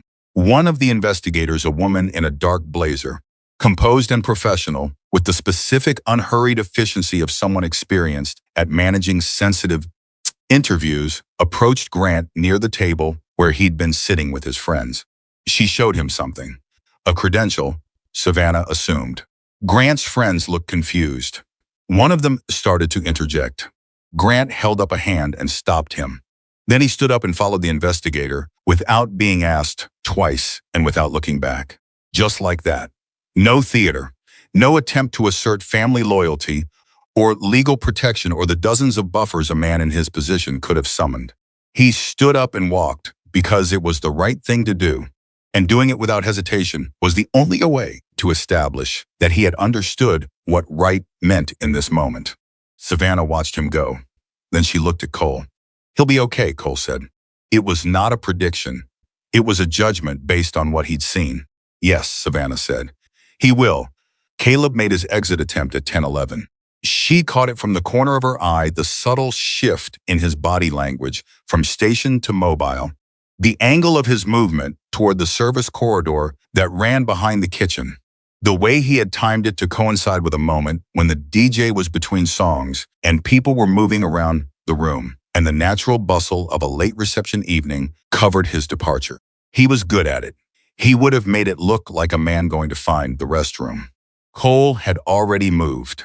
Not in a rush. He simply covered the distance between where he'd been standing and the service corridor entrance with the unhurried inevitability of someone who had been watching that corridor for the last 3 hours and knew exactly how long it took to cross the room. He reached it at the same moment Caleb did. Cole stood in the corridor opening. Caleb stopped. They looked at each other. "That way leads to the loading area," Cole said mildly. "It exits behind the kitchen. You'd come out near the maintenance drive." Caleb said nothing. "The parking lot is the other direction," Cole said, "but you might find it complicated right now." He said it without any particular emphasis, as an observation about logistics. Caleb looked at him for a long moment. Then he looked past Cole into the corridor. Calculating. "I'd save you the trouble," Cole said. He wasn't blocking the corridor physically. He could have walked past. He was simply standing there in a particular way that made walking past a significant decision rather than a casual one. Something shifted in Caleb's expression. Not surrender. Something more internal than that. The look of a man who has run every line of the spreadsheet and found that every column produces the same number. He turned around. 2 investigators were standing 15 feet behind him. They had been there for at least a minute. Caleb looked at them. Looked at Cole. Looked at the room. He straightened his jacket. "I'd like to call my attorney," he said. "That's your right," the investigator nearest him said, with professional neutrality. "Let's step this way." Caleb went with them without another word. Cole returned to where Savannah was standing. She had watched all of it from 20 feet away. "He would have made it," she said. "If you hadn't been at that corridor." "Maybe," Cole said. "But I was. You've been watching that door all night." He gave the smallest shrug. "Seemed like the one he'd choose." "How did you know?" "Because it's what I'd choose," he said. "If I was him and I'd run out of moves." He glanced toward where the investigators had taken Caleb. "Difference is, I wouldn't have made the moves he made to begin with." She looked at him. "Cole," she said, "why did you come today?" "The real reason. You didn't know me. You'd spoken to me once for 20 minutes on a highway shoulder." He was quiet for a moment. Not evasively quiet. Thoughtfully quiet. "You stayed with my dog," he said. "Not because you knew whose dog it was. Not because you expected anything from it. You sat down on a highway shoulder in your work clothes because something was scared and needed someone to stay." He looked at her directly. "That's a rare thing. I've been around a long time. It's rarer than people think." She didn't know what to say to that. She wasn't sure anything needed to be said. Besides, he added, with the dry simplicity that she'd come to understand was his version of humor, "You called. I said I'd come." Richard Holloway sat down with the investigators at 10:23. They used one of the estate's private meeting rooms, the same corridor Richard had disappeared into earlier in the evening, to call his attorney. There was something fitting about that. Savannah gave her preliminary statement to a second investigator, a man named Torres, in a small antechamber off the main corridor. She had her phone, the screenshot of the buyout text, and 7 weeks of organized recollection.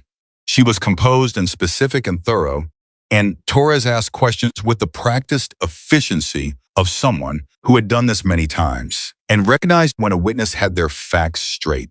He asked about the documents, the shell companies, the pension redirection, the attorney consultation, the photograph. She answered every question without elaboration and without emotion because she had rehearsed this, not the words, but the readiness, willingness to say difficult, true things clearly. When it was over, Torres closed his notebook. "You've been sitting on this for 6 weeks," he said. "Yes. That took discipline. It took a reason," she said. "My sister's wedding was the reason." He nodded. "One more question. Off the record, just to understand the evening." He glanced toward the main reception hall, the motorcycles in the parking lot. "The man who's been standing near you all evening. How does that piece fit?" Savannah thought about a February highway, a frightened dog, a card with a phone number and 8 words. "I called someone who said he'd show up if I ever needed him to," she said. "He showed up."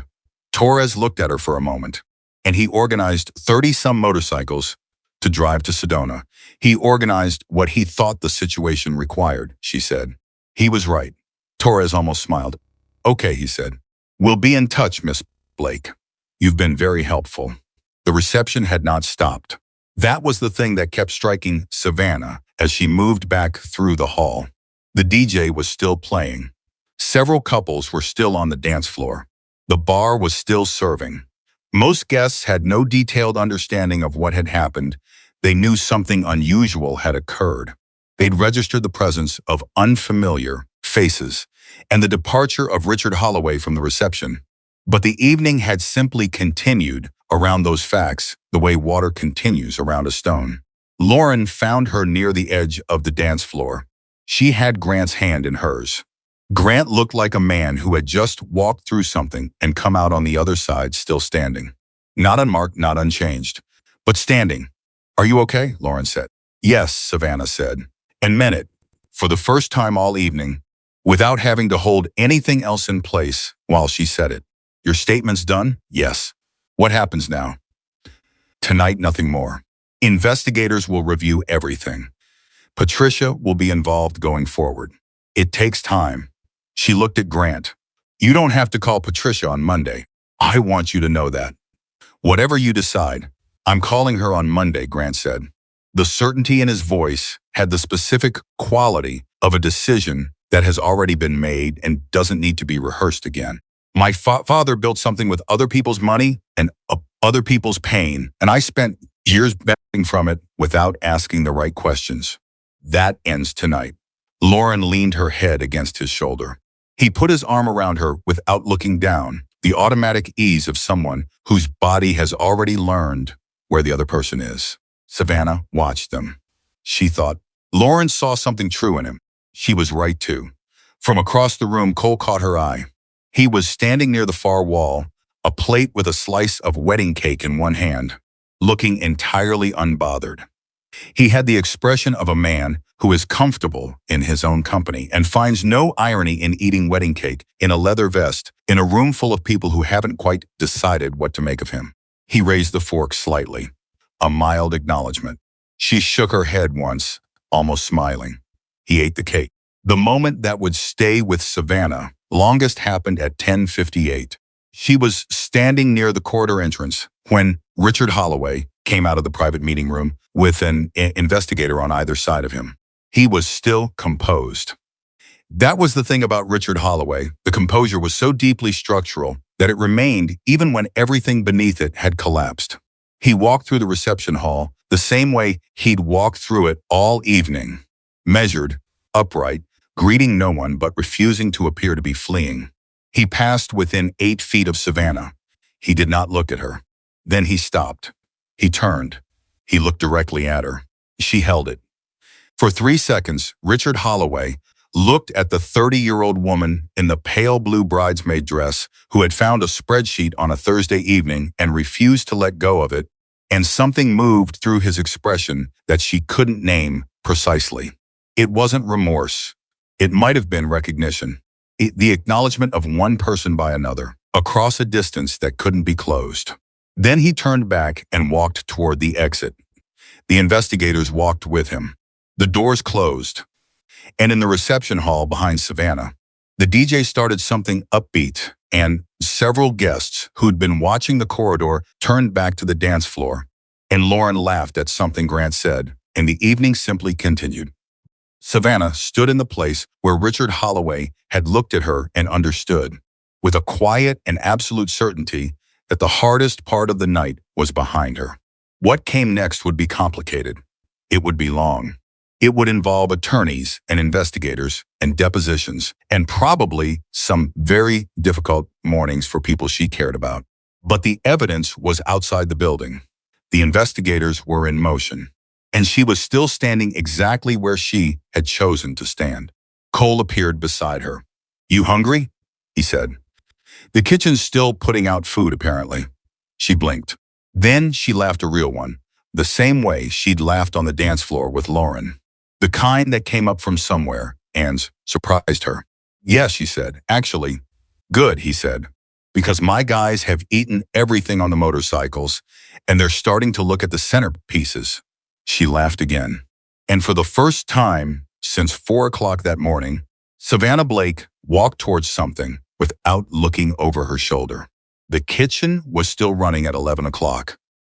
Someone had told the catering staff to keep the food coming, and nobody had countermanded the order, so platters continued to appear on the side tables, with the automatic persistence of a machine that hadn't been told to stop. Savannah took a plate and filled it, without thinking too hard about what she was choosing, and stood near the edge of the room, eating in the uncomplicated way of someone whose body has finally remembered that it hasn't been fed since morning. Cole stood beside her with a second piece of cake and said nothing. That was the thing she kept returning to, his capacity for silence that didn't demand to be filled. Most people, faced with the evening they had just walked through together, would have been debriefing, analyzing, extracting meaning. Cole ate his cake and watched the room with the same unhurried attention he gave everything, and the silence between them felt like something earned rather than something empty. Around them, the wedding reception was winding toward its natural close. The DJ had shifted to quieter songs. Several guests were gathering coats. Children who had long since surrendered to sleep were being carried toward cars by parents moving with the careful, practiced tenderness of people who had done this many times. The decorative lighting had been dimmed to something warmer. The flowers on the tables had relaxed into themselves over the course of the evening, petals slightly open, losing the architectural precision of the morning arrangement. The room looked like the end of something that had been worth having. Savannah noticed Lauren watching her from across the room. Not anxiously, Lauren's face had shed most of its tension over the last hour. She was watching the way you watch someone you love when they're not performing anything, when they don't know they're being observed, when you get to see the real version without any of the editing. Savannah caught her eye. Lauren held up her champagne glass in a small, private toast. Savannah raised her water glass. Two sisters across a reception hall at the end of the strangest evening of either of their lives, saying everything without saying anything at all. The motorcycles were still in the parking lot when Savannah stepped outside at 11:20. She needed air, real air, not the recycled warmth of the reception hall. The desert night was cold, the way October in Sedona is cold, sudden, clean, carrying the smell of dust, and something faintly sweet that she'd never been able to name but had always associated with this part of Arizona. The sky was enormous. She had forgotten, inside the lights and the noise and the managed tension of the evening, how big the sky was out here. Several of Cole's men were standing near their bikes. They had their own quiet, different from Cole's, more communal. The easy silence of people who have spent enough time together that they don't need conversation to feel connected. A few of them nodded at her when she came out. One offered her a coffee from a thermos without saying anything. She accepted it without saying much either, and stood in the parking lot drinking gas station coffee under an enormous Arizona sky and thought that it was possibly the best coffee she'd ever had. Cole came out 3 minutes later. He stood beside her and accepted his own cup from the same thermos and looked up at the sky without comment. Your men have been out here for hours, Savannah said. They're fine. Nobody told them what was happening inside. They didn't need to know. They knew you needed them there. She looked at the nearest cluster of men. Big, weathered, wearing colors she'd been taught since childhood to read as danger. Standing in a parking lot in the cold, drinking coffee, having walked away from a Saturday night to drive to a stranger's wedding because their president asked them to. I need to thank them, she said. You don't. Cole, they didn't do it for thanks. Then I want to anyway. He looked at her with the expression she'd come to recognize over the course of the evening, the one that meant he was assessing not what she was saying, but the person saying it, checking whether it was performance or whether it was genuine. He decided it was genuine. Hector, he said, to the man nearest them. The man looked up. He was in his 40s, dark-haired, with a scar along his jaw that looked like a story she'd never hear. Lady wants to say something, Cole said. Hector raised his eyebrows slightly. Then he turned and said something to the nearest men in a voice Savannah couldn't quite hear. And within 30 seconds, there were 11 of them, gathered in a loose half circle without any apparent ceremony. Coffee cups and crossed arms, watching her with the straightforward attention of people who don't soften their gaze to make you comfortable. Savannah looked at them. I know you don't know me, she said. I know you came out here on a Saturday night because Cole asked you to and not because of anything I am to any of you. She paused. I want you to know that what you did tonight, being here, parking here, staying here, it changed what was possible for me inside that building. I couldn't have done what I did in there without knowing you were out here. She looked at each of them in turn because she'd learned a long time ago that you don't thank a room, you thank the people in it. So thank you. Nobody spoke for a moment. Then Hector said, that was a long toast for someone who said she wasn't going to give one. Several of the men laughed, not unkindly. Savannah laughed too. Cole made a sound beside her that was unambiguously a laugh and that she'd never heard from him before. Low, brief, genuine. The circle loosened back into its informal shape and the conversations resumed. And Savannah stood in the parking lot with her coffee and felt something in her chest that had been clenched since 4 a.m. slowly, deliberately release. Lauren found her outside at 11:40. She had Grant's jacket over her shoulders and her shoes in one hand and her bare feet on the concrete of the parking area, and she looked like a woman who has decided that the formal version of the evening is over, and whatever comes next, she's meeting without armor. Come inside, she said. There's cake left. I already had some. Then come inside and watch me eat it. Savannah went inside. They found an empty table near the side of the hall, away from the remaining guests, and Lauren ate a large piece of cake with the focused contentment of someone who has been in a dress with structured boning for 12 hours and has earned it. Grant went to talk with 2 of his college friends who were still at the bar, giving them space without being asked. Savannah watched her sister eat. Say whatever you're not saying, Lauren said, without looking up from the plate. I don't know where to start. Start in the middle. We'll find the edges. That was such a Lauren thing to say, the kind of thing that sounded simple and contained a whole philosophy. Savannah had grown up in the shadow of that quality. Her sister's instinctive trust that the right thing would make itself clear if you just began. I found the first discrepancy 11 weeks ago, Savannah said, not 6. I told Patricia 6 weeks because that's when I had enough to be certain of what I was looking at. But I started to see something wrong 11 weeks ago, and I spent 5 weeks trying to convince myself I was wrong. Lauren put down her fork. 11 weeks, she said. Yes. You were carrying this for 11 weeks. I didn't know what it was at first. I thought it was a bookkeeping error. Then I thought it might be a legal structure I didn't understand. I'm not a financial expert. I'm an operations coordinator. I kept second-guessing myself. She paused. By the time I was certain you were 7 weeks out from the wedding, and I couldn't, Savannah. I couldn't do it to you. Savannah. Lauren's voice was not angry. It was the voice of someone who has heard something that requires them to be very precise. I need to tell you something, and I need you to actually hear it. Savannah was quiet. You are the most capable person I know, Lauren said. You have been the steadiest person in my life for as long as I have had a life. When Dad left, you were 17 and I was 14, and you made me breakfast every morning for a year, without being asked because you knew I needed something normal to hold on to. She paused. But Savannah, you have spent your entire life deciding what other people can handle before they've had a chance to decide for themselves. You decided I couldn't handle this. You decided to carry it alone. And the thing is, you were wrong. Not because what you did didn't come from love. It came completely from love. But you were wrong about what I needed. The table between them felt very small. What did you need? Savannah asked. I needed my sister. Lauren's voice was steady, clear, carrying no accusation, only the precise weight of the truth. I needed to know.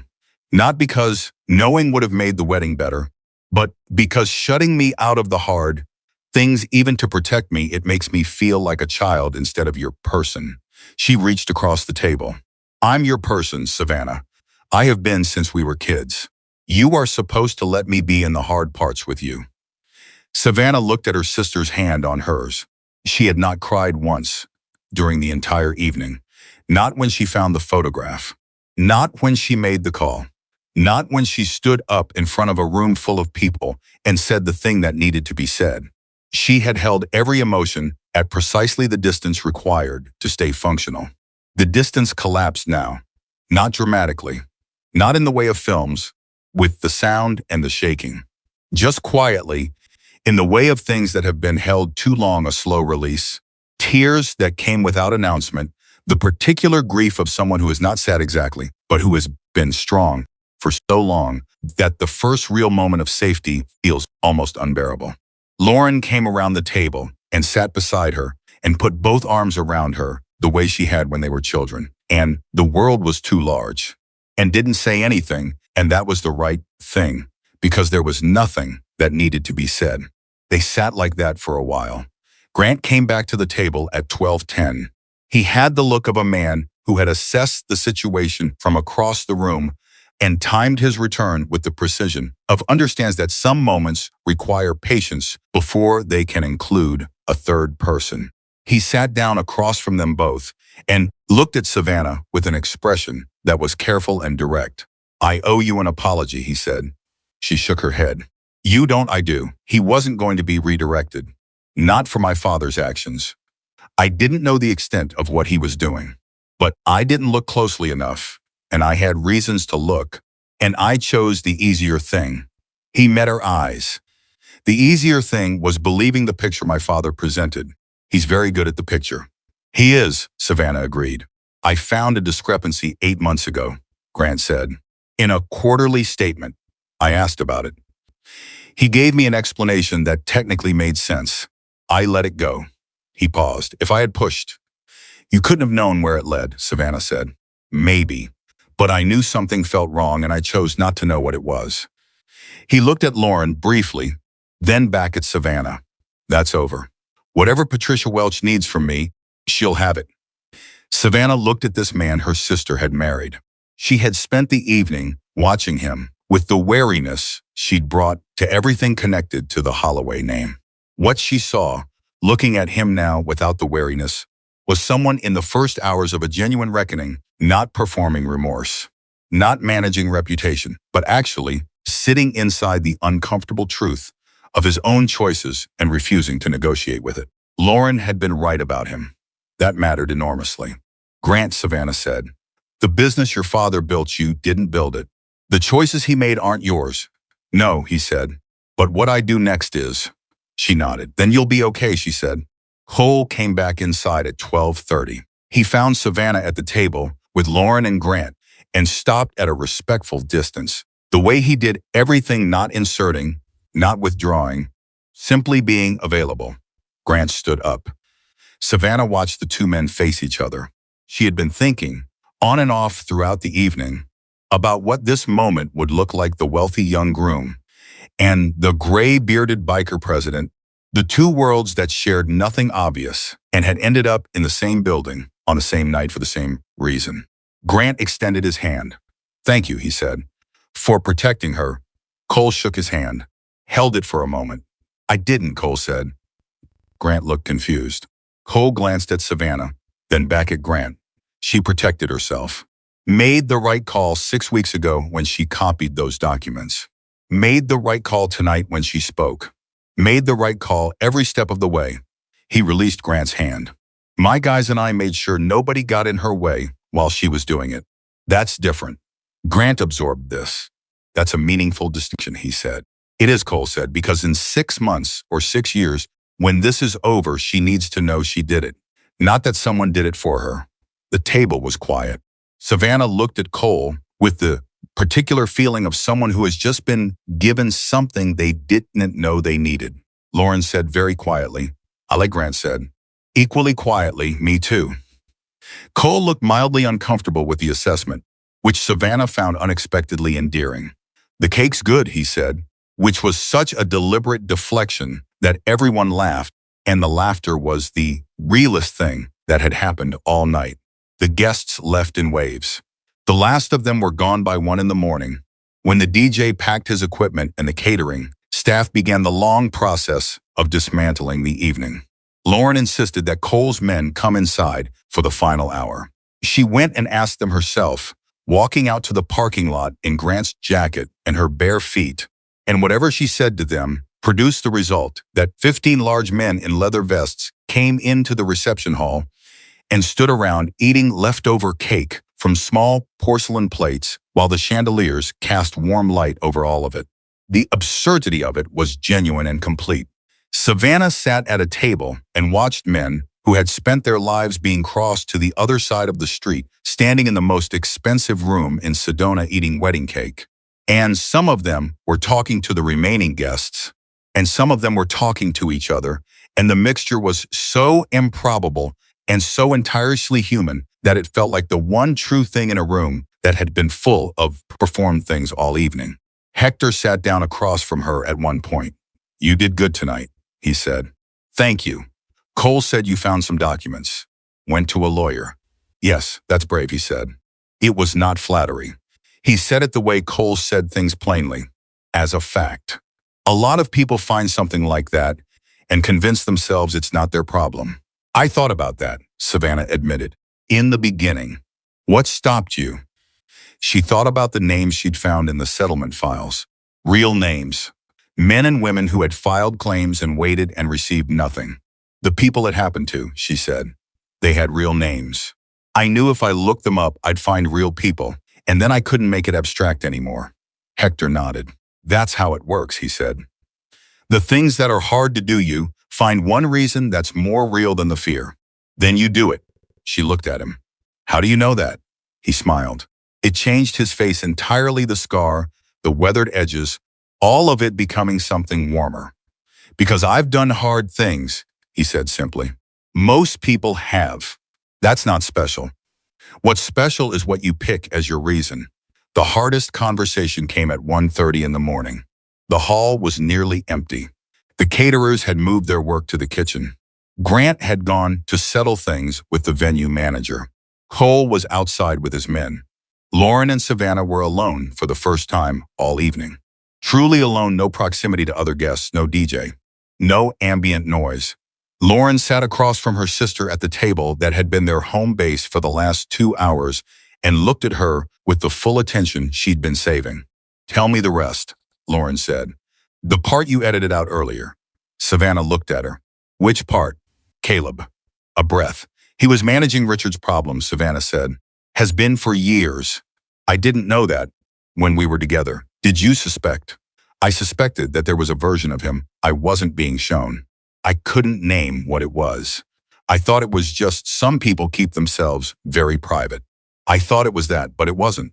No, it was practice. He was always presenting a version of himself designed to produce a specific result. With me, the result he wanted was trust. Because I was useful to him. I was connected to Lauren, and Lauren was connected to the Holloways. And she stopped. Lauren was very still. He was with you because of me, Lauren said. I don't know that for certain. Savannah, I don't. I don't know whether he targeted it or whether it became useful after the fact. It doesn't, it matters, Lauren said. It matters because if he was using you to get close to the Holloway family, that means Lauren, stop. I was the connection. I introduced you. I pushed the two of you. Lauren, Savannah's voice was firm and steady and completely certain. You introduced me to someone who seemed like a decent person because you thought he might make me happy.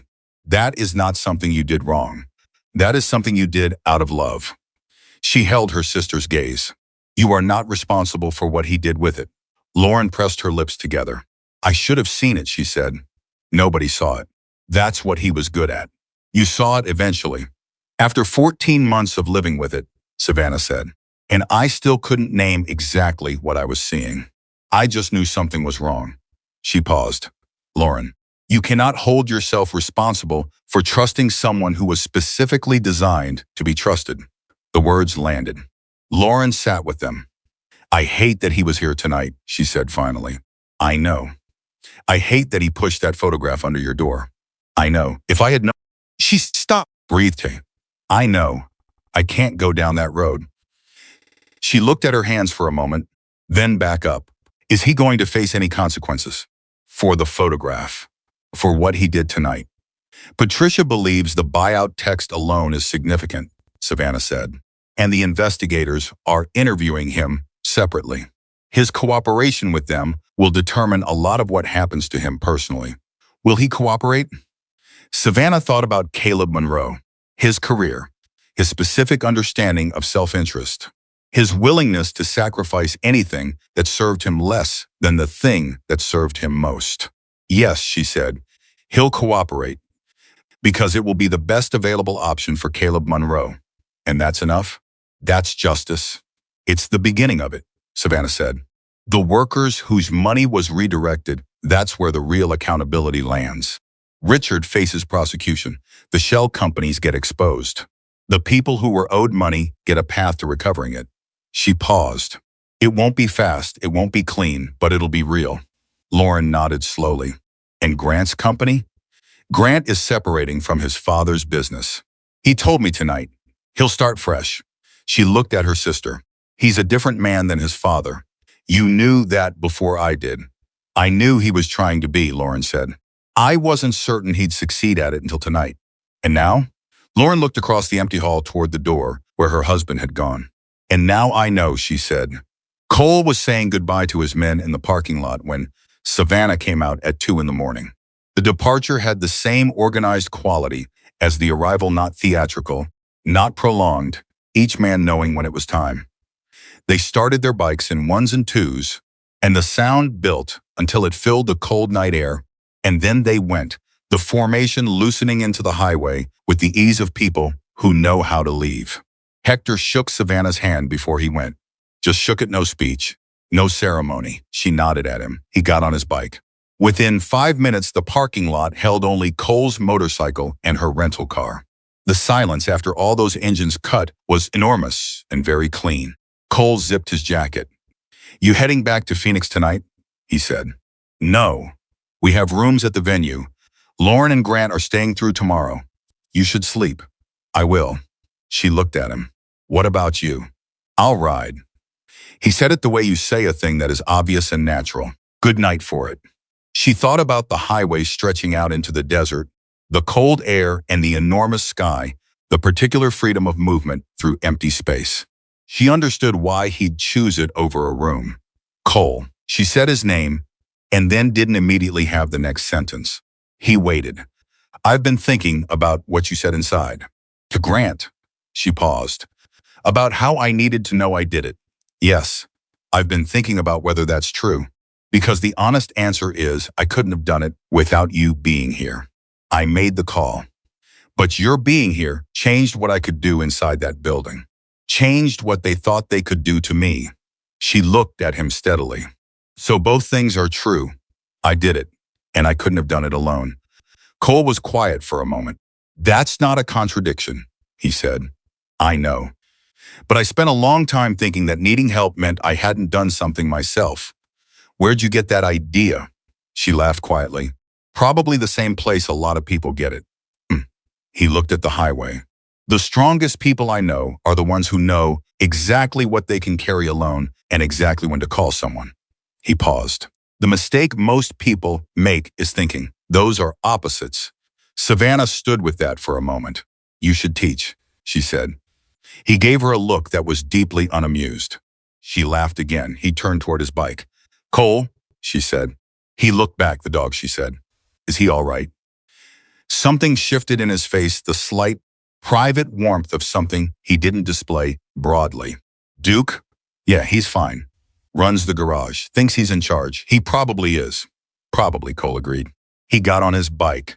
He started it, the low, even rumble of an engine that knew what it was doing. He looked at her once more. Get some sleep, he said. Safe ride, she said. He went. The taillights faded into the highway, and then the highway was dark, and she was alone in the parking lot of Red Mesa Estate at 2 a.m, with the desert cold on her face and the enormous sky above her. And she stood there for a full minute just breathing, not thinking, not cataloging, not watching exits or tracking positions or managing information, just breathing. The stars were out in the kind of quantity that only happens when you get far enough from cities that the light stops drowning them, and the sky in every direction was full of them. And Savannah Blake stood in the parking lot of a wedding venue in Sedona, Arizona, and looked up. She had found a document on a Thursday evening 11 weeks ago. She had spent 5 weeks convincing herself she was wrong, 4 more being certain she was right, 6 hours tonight doing what needed to be done. And now the evidence was with the people who could act on it. The investigators were in motion. Patricia Welch was working. Grant Holloway had made a choice that would cost him, but that he'd made with his eyes open. Lauren was inside with her husband and her marriage intact, and her understanding of the truth, all of it, not a protected version of it. And the workers, the real ones, the men and women whose names she had found in the settlement files. They would have a path now that they hadn't had this morning. That was the thing she held. Not the confrontation, not the photograph, not Caleb or Richard or any of the machinery of the evening. The names in the files. She was going to remember them for a long time. She went inside. Lauren was waiting in the corridor, shoes still in her hand, Grant's jacket still on her shoulders, looking exactly like someone who had decided. The evening was not over until her sister came back inside. I was giving you 5 more minutes, Lauren said. I needed 4, Savannah said. Lauren put her arm through Savannah's, and they walked down the corridor together toward the rooms where the beds were waiting. And the conversation moved into the smaller, quieter things, what they wanted for breakfast, whether Grant snored, how long the drive back to Phoenix would take, and the ordinary texture of it was the best thing Savannah had felt all day. Because ordinary meant safe. And safe meant that the hardest night either of them had ever lived through had ended. And the morning was waiting on the other side of it, with everything that comes after the complications and the legal processes and the long work of real accountability. But the morning was also just the morning. Coffee and sunlight and her sister's voice and the chance to start again. Savannah closed the door to her room at 2:37 in the morning. She sat on the edge of the bed for a moment. Then she took out her phone and sent one text to Patricia Welch. I'm okay. Talk tomorrow. Patricia's response came back in under a minute, which meant she was still awake, which meant she had probably been awake since Savannah's call earlier and would stay awake until she was certain everything was settled. I know. You were extraordinary tonight, rest. Savannah set the phone down. She lay back on the bed in her pale blue bridesmaid dress, and she did not fight the exhaustion that had been waiting at a respectful distance since 4 in the morning. She let it come, and she slept. She woke up at 8:14 in the morning to sunlight and the sound of Lauren knocking on her door. Not a tentative knock. Lauren's knock 3 fast raps with the particular rhythm that had not changed since she was 9 years old, and wanted to show Savannah something important. I have coffee, Lauren said through the door, and information. Both are hot. Savannah sat up. She was still in the bridesmaid dress. She had not moved since she lay down. She looked at herself in the mirror across the room. The pale blue silk was comprehensively wrinkled. Her hair was halfway undone, and she had the expression of someone who had slept deeply for the first time in weeks and was not yet entirely back from it. She opened the door. Lauren handed her a coffee cup and walked in without being invited, which was the only way Lauren ever entered a room. Patricia called Grant this morning. Lauren said, sitting on the edge of the bed, with the focus of someone who has been awake for an hour and has been processing. At 7:30, she's been working since 6. Savannah drank the coffee. It was exactly the right temperature, which meant Lauren had been waiting for exactly the right moment to knock. What did she say? Greg Folsom's team worked through the night. They've submitted a formal referral to the State Financial Crimes Division. Apparently, it's not just Arizona. Lauren paused, and the pause had weight. There are connected accounts in 2 other states, Nevada and Colorado.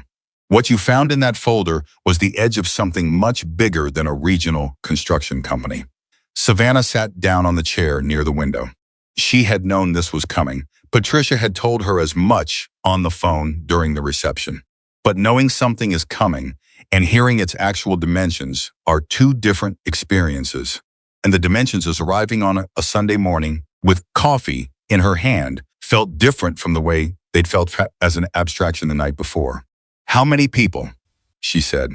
Greg's preliminary count is over 200 employees across all 3 states who were owed settlement or pension money that was redirected. Lauren held her gaze. 217. That's how many names are in the files. 217. Savannah thought about the names she'd found in the Arizona records alone. The real ones with real claim numbers and real injury dates and real signatures on documents that had been filed and then quietly buried. She multiplied that image by 3 states and felt the weight of it settle in a way that the singular version had not. Richard knew, she said. It was not a question. Patricia says the structure is too sophisticated to have been built without his direct knowledge. It didn't happen to his company. He built it. A silence. Grant? Lauren's expression shifted into something that was proud and sad at the same time. The combination that belongs specifically to watching someone you love do the right thing at genuine personal cost. He was on the phone with Patricia for an hour this morning. He has documents she didn't have. Apparently, when he found that discrepancy 8 months ago, he didn't just ask about it, he quietly made a copy of the statement first. He didn't know why he did it at the time.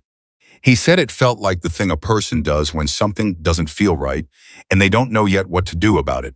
He kept it, Savannah said. He kept it. And this morning he gave it to Patricia. Savannah exhaled.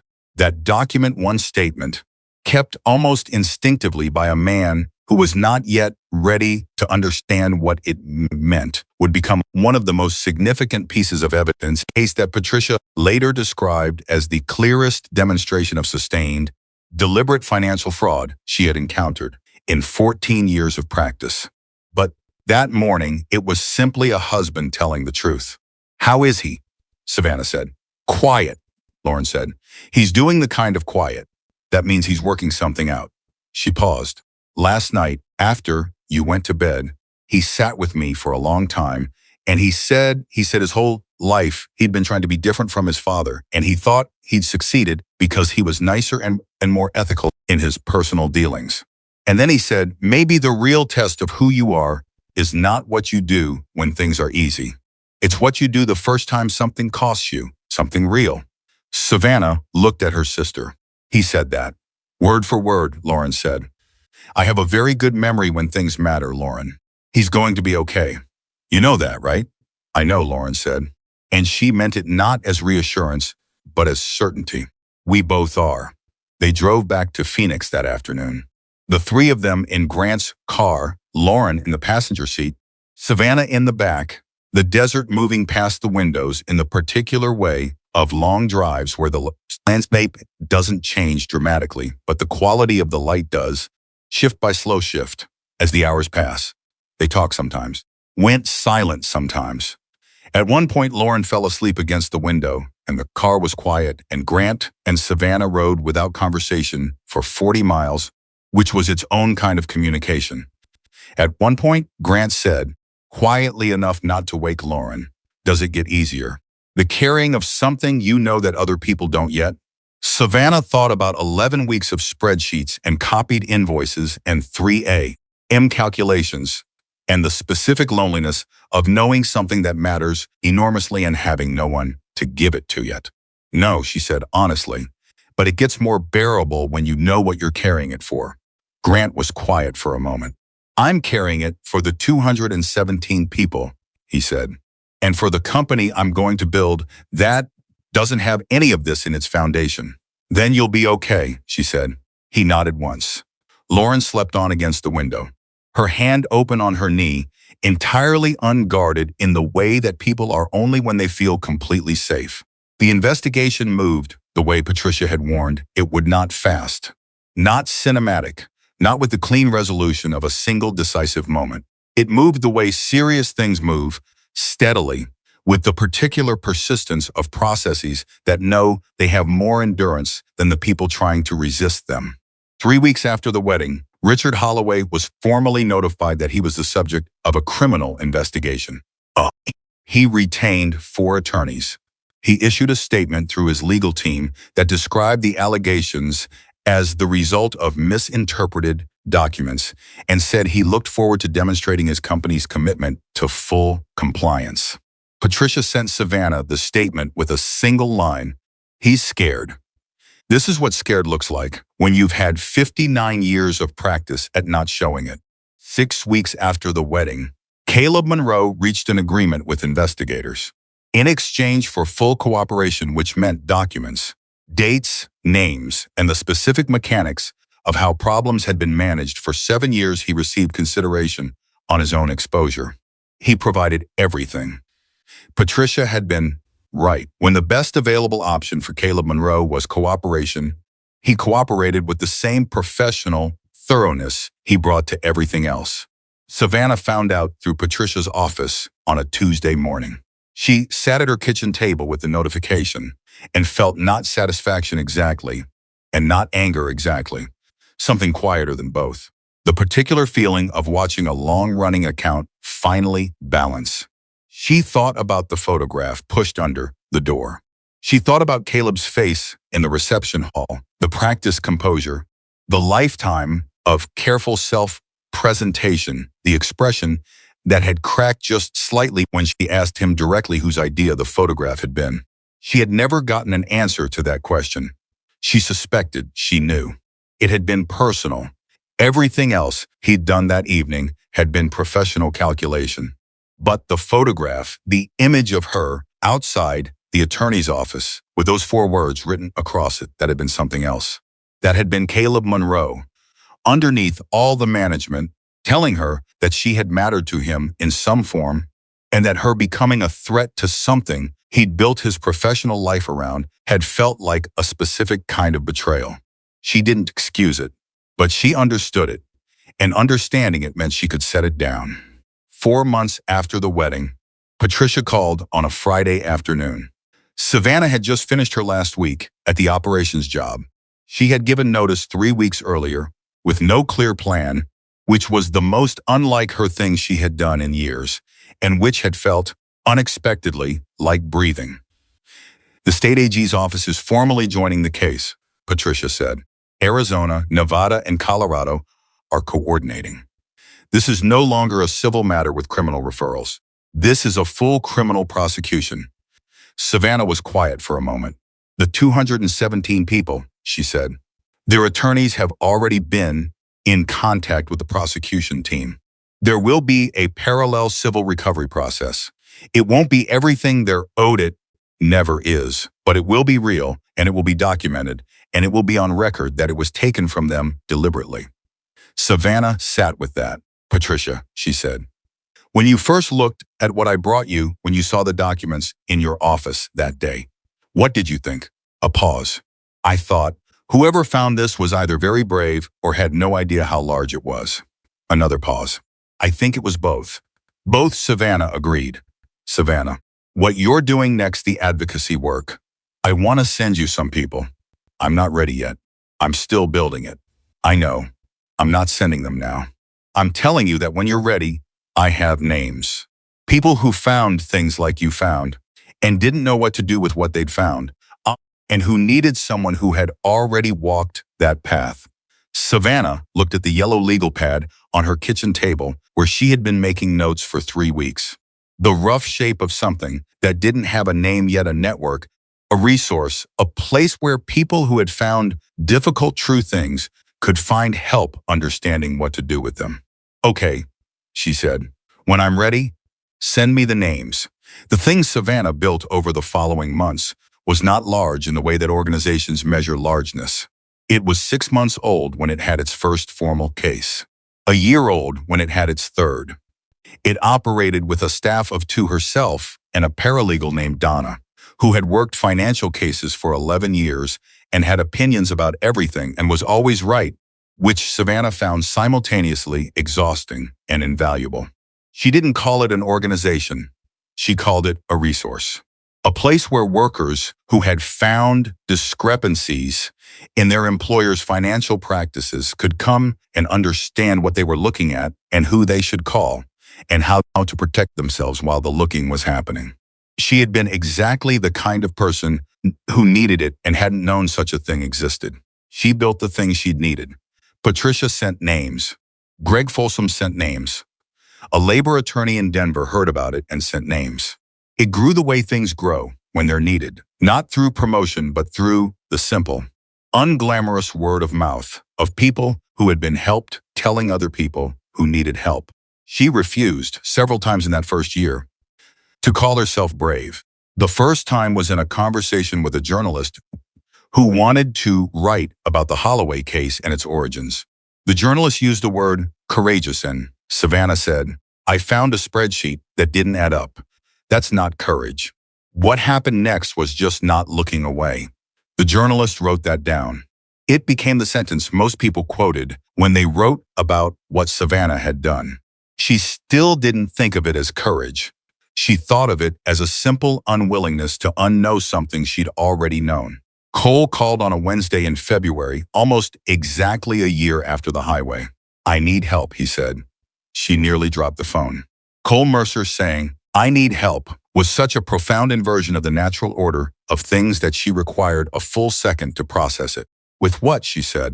"Paperwork," he said, with the tone of a man who has confronted many things in his life and found them manageable, and has now encountered paperwork and found it uniquely defeating. The chapter is setting up a nonprofit for the toy drive. "We've been doing the Christmas ride for 12 years, and somebody told us we should formalize it for the tax exemption, and now there are 17 forms, and none of them say the same thing." Savannah sat back in her chair. "Cole Mercer," she said, "the president of the Hells Angels chapter, is asking me to help with his nonprofit paperwork." "Yes," he said, with dignity. "Okay," she said. "Come by Thursday." He came by Thursday with a folder that was, in Savannah's professional assessment, one of the most chaotic collections of documents she had encountered in 8 years of operations work. She spent 2 hours organizing it while Cole sat across her kitchen table drinking coffee and looking personally affronted by the existence of IRS Form 1023. "This section alone," she said, pointing, "requires a narrative description of your organization's activities, your primary beneficiaries, and your methods of achieving exempt purposes." "We ride motorcycles," Cole said, "to deliver toys to children. The purpose is the toys. You're going to need more words than that." "Why?" "Because the IRS is not capable of appreciating conciseness." Cole looked at the form with the expression of a man who has negotiated far more difficult things and is baffled to find this one genuinely annoying. "Write it for me," he said. "I'll help you write it," she corrected. "It needs to be yours."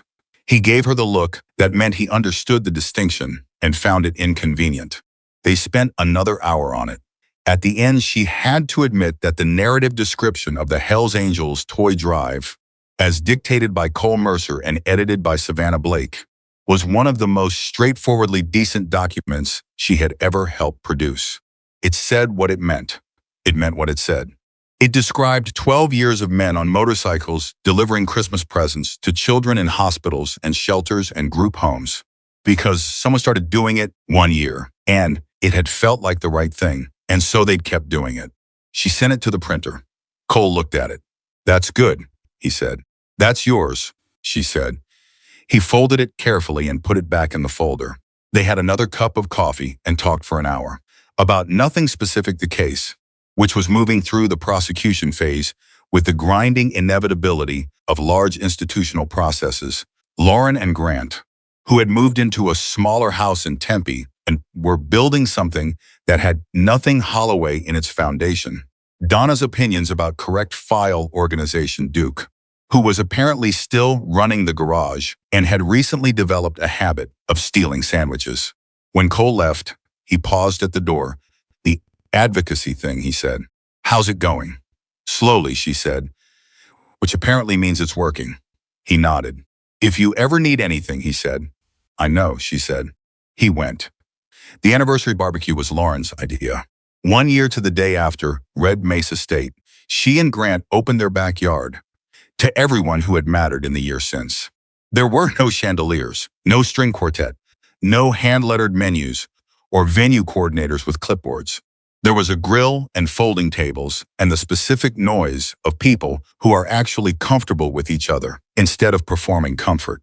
Patricia Welch came with her husband.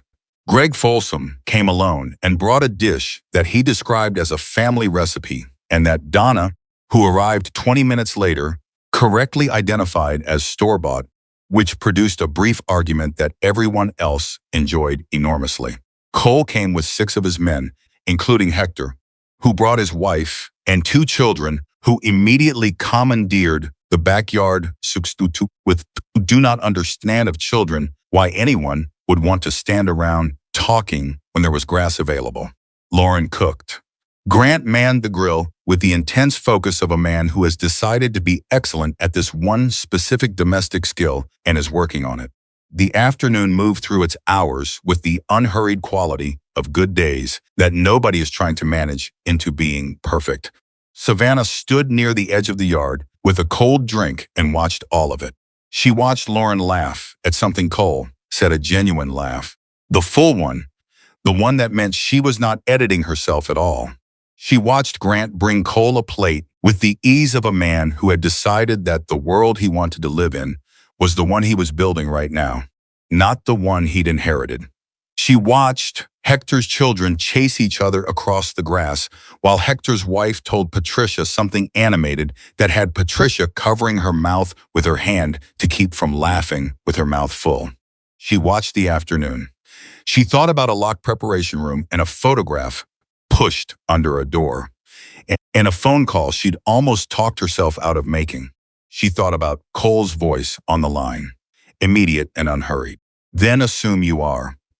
She thought about 11 weeks of carrying something alone, about the specific loneliness of knowing and not being ready, about Lauren's face across the reception hall, alive and bright, holding nothing harder than happiness on the last moment before everything changed, about the 217 names, about the morning she'd read the full count and sat at her kitchen table and felt the weight of it settle not as burden, but as the particular gravity of things that matter. She was still standing there thinking when she heard it, a car engine cutting off, the sound of a door, footsteps on the driveway. She turned. A woman had come around the side of the house, blonde, late 30s, maybe 40. She was dressed in the careful way of someone who has chosen the outfit more than once before wearing it, who has been preparing for something and doesn't quite know if she's ready.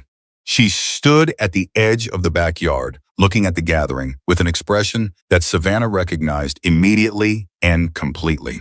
The expression of someone who needs something and has not yet made peace with the needing. The woman's eyes moved across the yard and found Cole. She looked at him the way people look at the person they came to see, with relief and fear in exactly equal measure. Then she looked away, back toward the driveway, back toward Cole. Her hands tightened around the strap of the bag on her shoulder. Savannah crossed the yard. She stopped in front of the woman before anyone else had noticed her arrive. The woman looked at her. "I'm sorry," she said. "I heard there might be someone told me that Cole Mercer sometimes. I'm not sure I have the right place." "You have the right place," Savannah said. The woman exhaled. "I don't know if my situation is serious enough to." "Is it serious enough that you drove here?" Savannah said. The woman blinked. Yes, then it's serious enough. Savannah looked at her steadily. What's your name? Marie.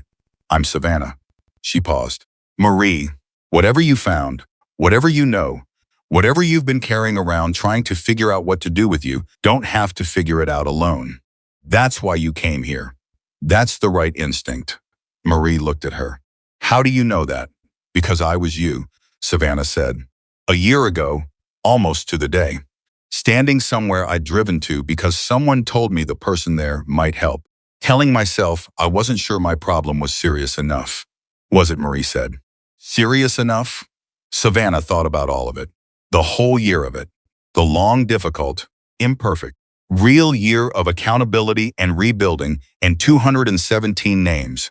And Cole's nonprofit paperwork and Lauren's laugh and Grant's quiet certainty and the things she had built in her kitchen with a yellow legal pad and an opinionated paralegal and the names Patricia kept sending her.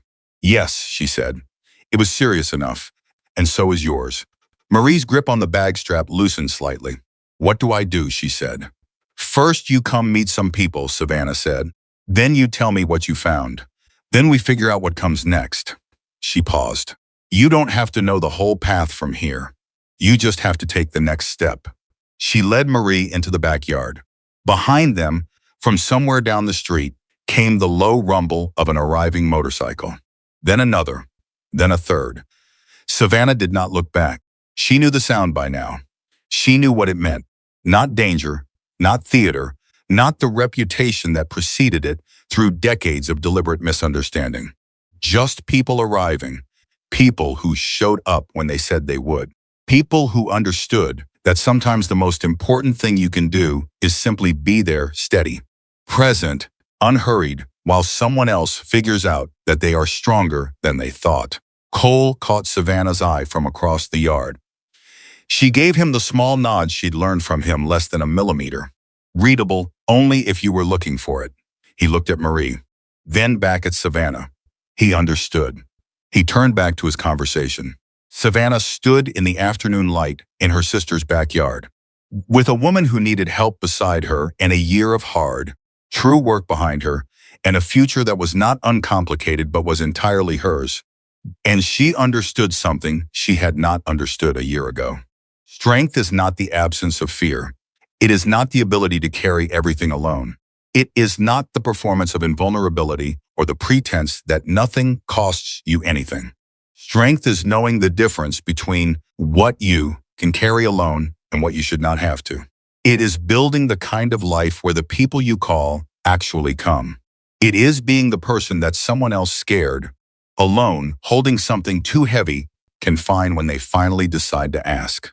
Savannah Blake had spent the first 30 years of her life learning to be strong. She spent the next year learning what strength was actually for.